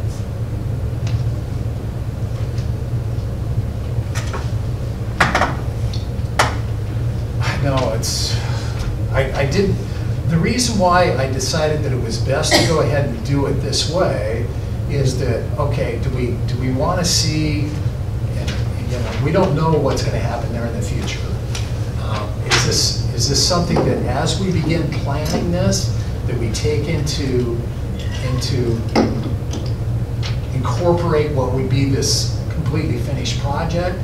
Or do we just kind of say, okay, this is what we put in, what might be needed, and in the future make whatever adjustments it would take to do the next thing that might be needed.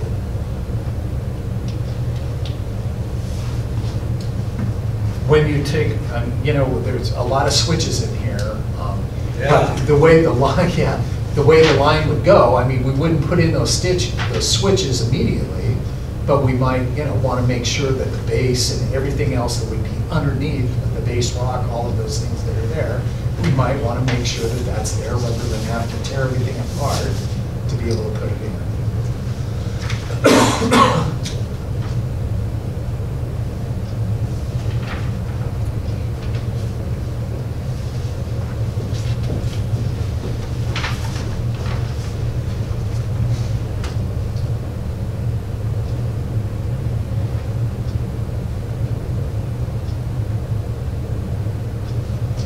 Confusing, isn't it? Yes, I'm glad, I know. a little explanation helps a lot, though. Well, yeah. I wasn't sure what I was looking at last I time. know, and I didn't know how to, there was no way for me to be able to put it into an email that would be able to explain everything to everybody, and so it was.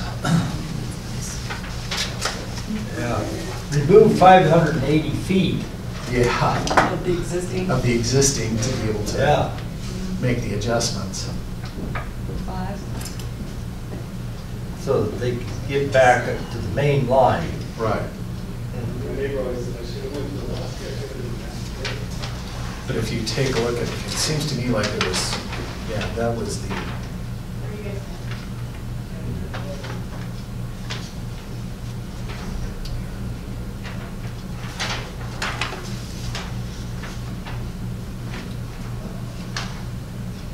Yeah, there was one that was 586 feet, and one was 580 feet.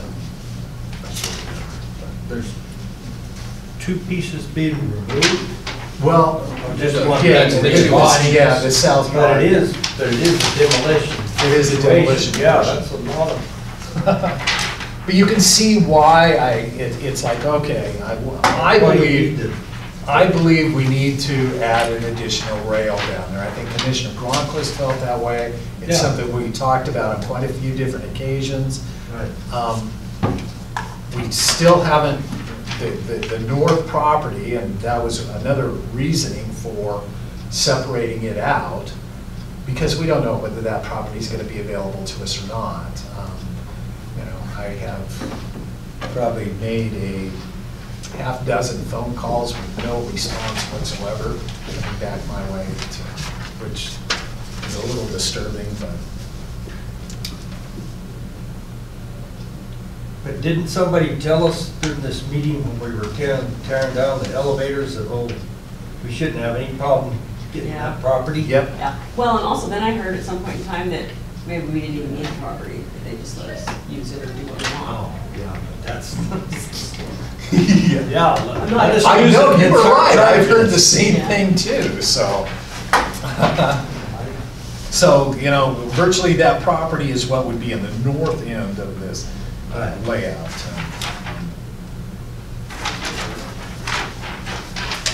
So anyway, kind of food for thought for you guys to begin thinking. I do really believe that we need to really take some consideration into the south yard and that additional rail, which would be number 12 on both of these. And getting that. I really believe that waste management is going to need that additional line. So it seemed like this piece he's talking about removing might still be, with a turnout on it, might still be useful. Could very well be, You Mike. know, for some outfit that wants to Yeah, put a few cars in and unload them. The first there. thing that come to my mind was, I remember when I first came into office, I had a conversation with Blue Line, who was Exactly. quite interested in putting a asphalt plant or whatever, you know, Right. up in the far south end of the And project. even some storage. Even some storage, so, Right. you know, that's not a conversation I had with Jeff, you Yeah. know, after I got all of these, so, anyway, That would still come to my mind too. yeah. I mean, he's talked about removing it, but I'm not sure if that's necessary. Yeah. I don't know. I don't know. I'm not an engineer.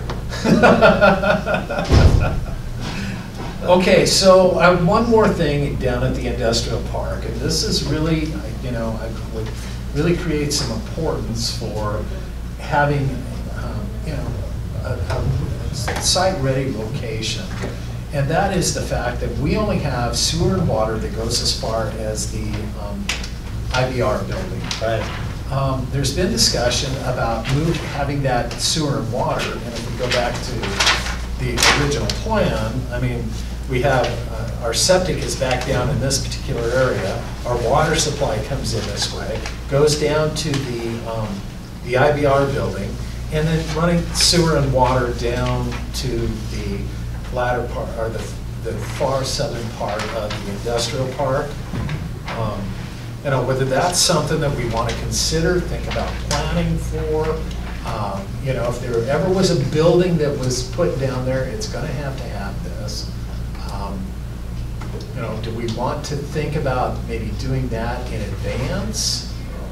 Or do we want to, you know, just wait until somebody decides that they'd like to have a building up and then do it? Or, you know,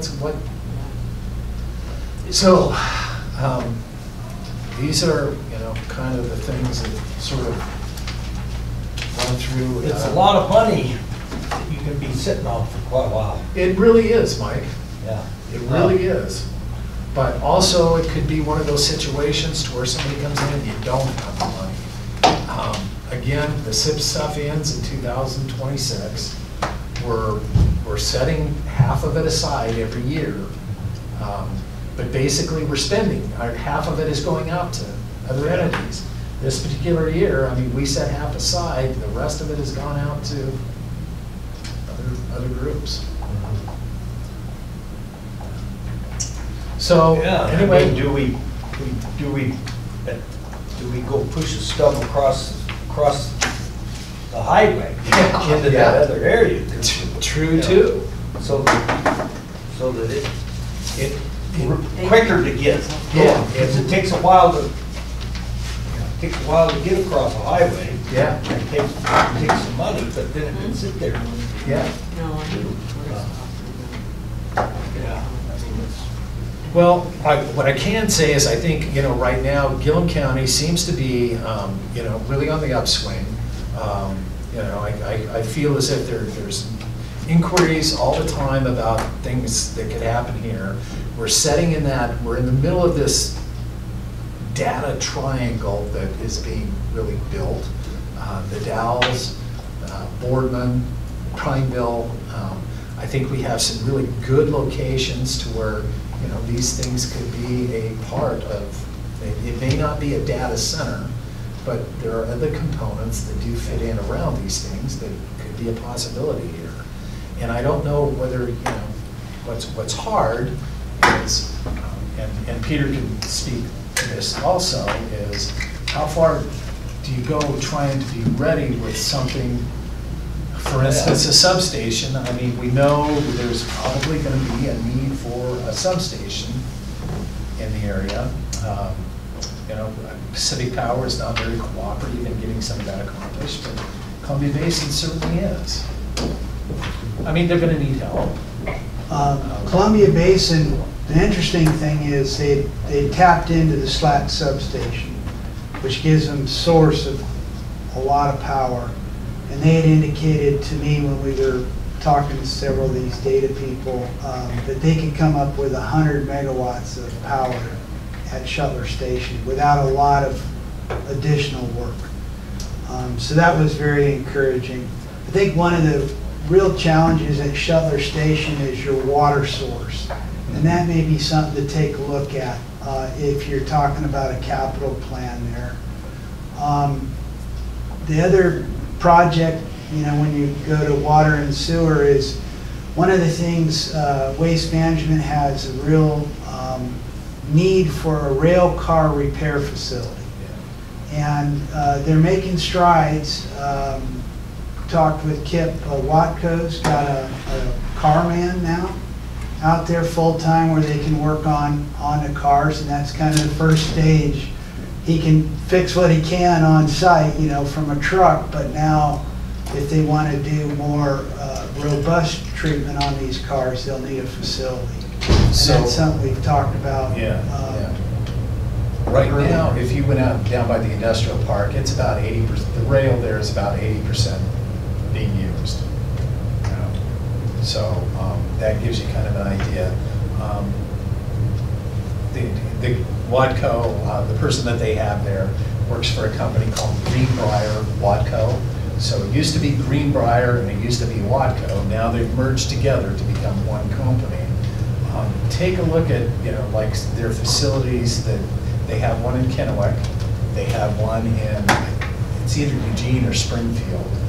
And if you take a look at go into Google, it's GBW and rail car repair, and take a look at their sites, you will see that they are jam-packed with cars there all the time. And when the conversation that I had with the individual up in Kennewick, he said, we just never have any room to be able to do much of anything. It's like, get them in, get them fixed as quickly as we can, get them out so we can get additional land. I said, well, it sounds to me like you guys might be interested in another location. And he said, God, we need to do something, but what that would be, you got to get a lot higher on the chain than the person I talked to. So so we kind of need to know roughly what kind of area they need and Yep. just what the basic. What I can tell you is that if you looked at what they have in Kennewick and what they have in Eugene, it would be our entire industrial park to match what they have. Yeah. So, I'm not going to call it a pipe dream or anything else, because it is something that Waste Management is very interested in. They have cars that get stuck all over, and the repairing of them has been very troublesome to them in getting it out and going. But all of these are things that, if you kind of make these sort of changes and do some of this, you need, how are we going to plan what would be happening? When the industrial park first went in, and the commissioners and the judge at that particular time, I'm not sure that they realized what might happen in Waste Management. I don't think they realized the wind industry and the changes that are going to be happening with it. Right now, I will tell you, one of the entities that is quite interested in the use of the industrial park is part of one of the wind projects, Leaning Juniper 2, they're going to be doing, I call it repowering, they call it updating, and it's all a matter of a tax liability issue that is being discussed the entire time.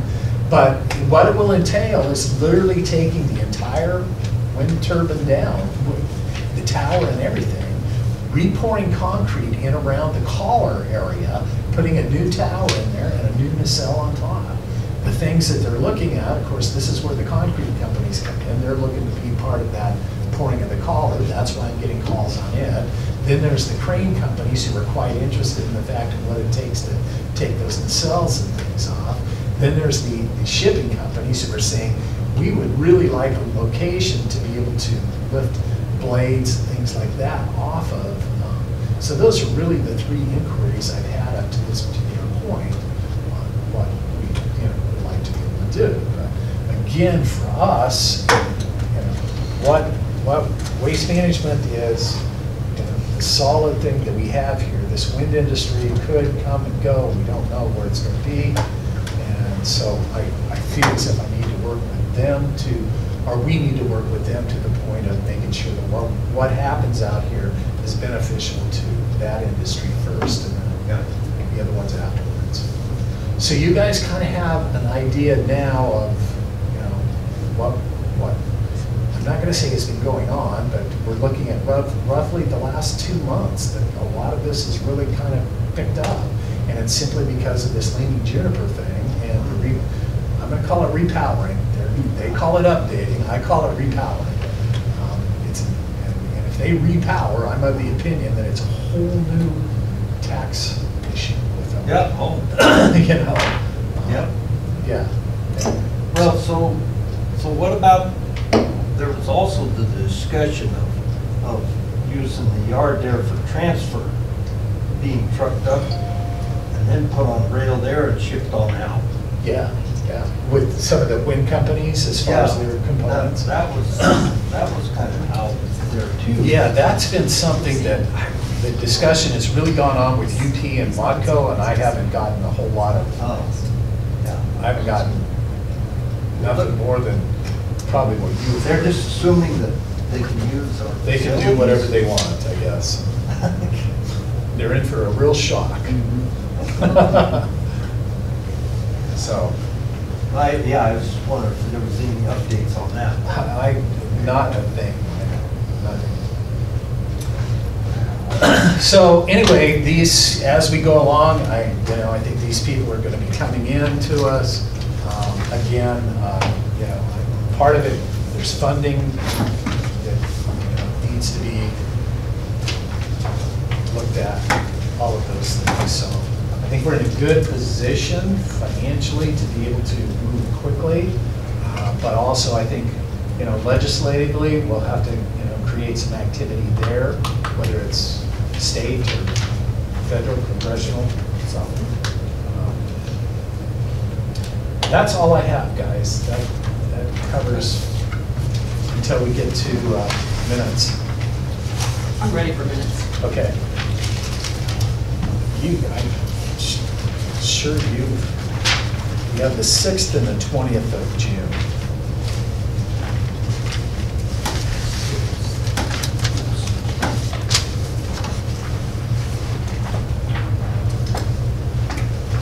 Did I cover everything, Peter? I probably should check. Did you have, if you want some more capital projects on your plan, I've got a couple other projects that Court and I want to be at least thinking about. The airport project there in Arlington. Yeah. So I don't know if the court's aware, but there's that $100,000 grant. Looks like that's going to come through to do the engineering, but the paving, at least have some match money available. Because we'll go out, we'll really work that over for a grant for the whole project in the next Connect Oregon round, Right. which will be like 19. So in 18, first part of 19, we'll be doing the engineering, and then we'll be ready for the Connect Oregon round when it comes up for grants again. And then the water, getting water out, because I understand that's like a waste management well you're using now, and it might be in an ancient aquifer, and so you might look at getting a more reliable source of water. Right.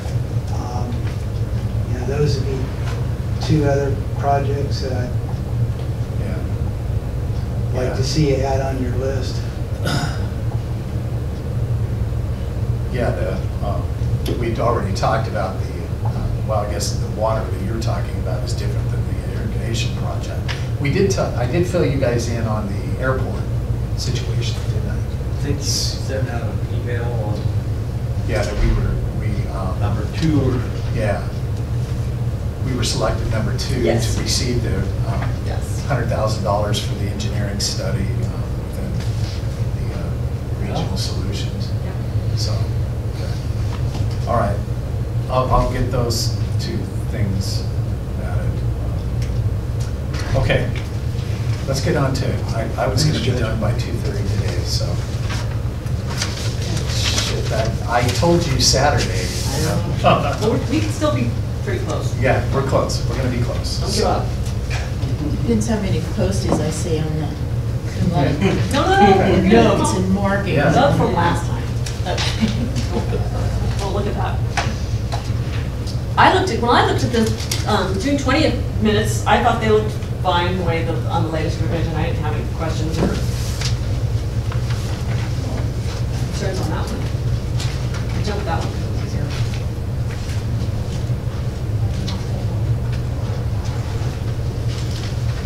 Okay. I agreed with the changes that were suggested on the, I've got the June 6th here in front of me. Which ones? The June 6th. Oh, okay. I have 2 things on that one.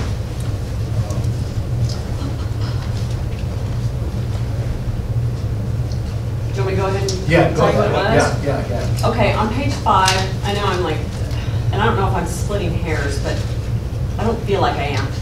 When Kip came to the meeting and he started talking about, he said he was representing the 14 ranchers and landowners of the lower Willow Creek and 8 Mile area. And what we have in the minutes is that he explained that the irrigation committee represents the farmers. And I'm not sure that's the irrigation committee's role, to represent the farmers. So my thought was just to take out the word irrigation committee and just say Kip was representing the farmers and ranchers and landowners who have been affected by an increasing lack of water. I mean, that's what he said when he was here. That is correct, actually. Kip, there is a committee, Kip's part of the committee, but it's a board committee. And Kip is a member of the committee in representing the ranchers and the farmers. Right. Yeah. So I just think that we should strike the words irrigation committee and just say that he said that he was representing the farmers and the ranchers. Well, that's what he said. Yeah, that's what he said. Yeah. At least I think. Yeah, I You listened to it. I listened to it a few times. You listened to it. Peter ran off. Peter introduced him twice as being on the irrigation committee and that being why he was there. And he is on the irrigation. And it says that in the line above. Is that what they're called, the Lower Willow Creek Irrigation Committee? Yes. Is that it? That's what Peter said at the meeting. Okay. And is that correct? That's what was said at the meeting, which is what the minutes are. Right. based on. My question is that correct? I have no way of knowing that. I'm gonna look it up, I guess. I Do you don't know? know if you've actually taken an official month. I saw it in their minutes. I Yeah, I'm not just aware gonna of look it up. I just want to know what they're called. So that's my comment on that one. And then the second thing was on page 9. And Sandy and I talked a couple times about this, about the warehouse demolition project. What my point was when I brought up it, not necessarily that I felt it was a safety concern, the sidewalk, my point was that, and it's been revised somewhat, that the court decided that the county road department was going to remove the uneven concrete and replace with gravel. And so that's in here now, but I don't know what tense it was that I said, but Sandy might have got that. I don't know if they've been asked yet, and maybe I didn't come across on that or not, but that was my thought, was that we'd already kind of discussed that. But the part where it says Judge Schaefer said that he was unsure if the gravel would be an acceptable alternative to the current condition, I didn't hear, I don't remember that. That was the immediate next comment that happened. Okay, then I'm good with that. Yeah. Okay. Yeah. I just didn't remember, I can't remember everything. I tried. So yeah, the only suggestion I have then is just to take out the irrigation committee part when Kip introduced himself, or said why he was there, just to represent the farmers. Other than that, I'm good with it. You got anything?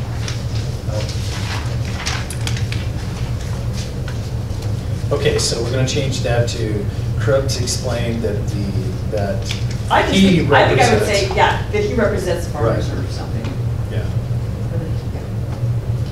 So eliminate the T and irrigation committee. Yeah. so the way it will read now is Krebs explained that he represents farmers, ranchers, and landowners who during the last 10 years have been affected by an increasing lack of water. Yeah. I mean, what he actually said was that he was of the lower Willow Creek and 8 Mile area, but that's the same, I mean, it's the same gist, I don't know. Yeah, I think it's close enough to what, you know. Okay. Yeah. Yeah, I just didn't want to give the wrong impression about what the irrigation committee is doing. I wasn't sure. Right. Well, that's true, the irrigation committee doesn't necessarily represent the ranchers and the farmers. Right. But Keith is on there, He's he's on the committee, so Right. I can see the confusion. Yeah. Right. Yeah. But what was his role here at the court meeting? And I don't To recall. represent those farmers and ranchers, correct? I don't recall. Yeah. I just. I mean, that's why he was here. I'm just going by what it said. I think that's accurate enough that it's not going to be. Yeah, He's I think it defined gives- at least his major role in the project by saying that, or by, those minutes define his major role in the project. Put it there. I think his point of being here is really in the second sentence where he said, he explained that the water converts, you know, what he was here for. To me, I don't know whether, he was here to explain that the water converts low dollar land to high dollar land. And I think that's really the important fact of what was said at that time. And, you know, he kind of gives his view and why it was that he spoke. Are we good with June 6th minutes? I move we approve Okay. June 6th, 2018 minutes as correct. And with that, yeah, Yeah. okay. I'll second. Okay, it's been moved and seconded to approve the June 6, 2018 County Court minutes as corrected. Any further discussion? Being none, all those in favor? Aye. Opposed? Okay, the 20th. I was okay with the 20th. Yeah, to me, I changed that. Okay. And then the next one. Right. That sounds better, I think. Okay. I move we approve the June 20th minutes as they've already been revised. Second. Okay, it's been moved and seconded to approve the June 20th minutes as they've been sent to us, as presented. Thank Any you. any further discussion? Being none, all those in favor? Aye. Opposed? Okay, good. All right. Sorry for taking so long at 1:30, that it shouldn't have taken any more than an hour. The executive session minutes, you guys want to do that on the table? We'll have to table those until the next meeting. Guys, we have our next regularly scheduled meeting on Wednesday, August 15th. We need to hold that at 9 o'clock in the morning. Okay. I know it's, Well, we got a big hearing that day, right? yes, so there is a planning commission hearing that are some planning issues that we'll be dealing with in the afternoon. So again, the next regular county court meeting will be 9 a.m. Wednesday, August 15th. With the hearing starting at 2. Yep. Okay, with that, anything further for anybody else? Okay, let's adjourn for the day.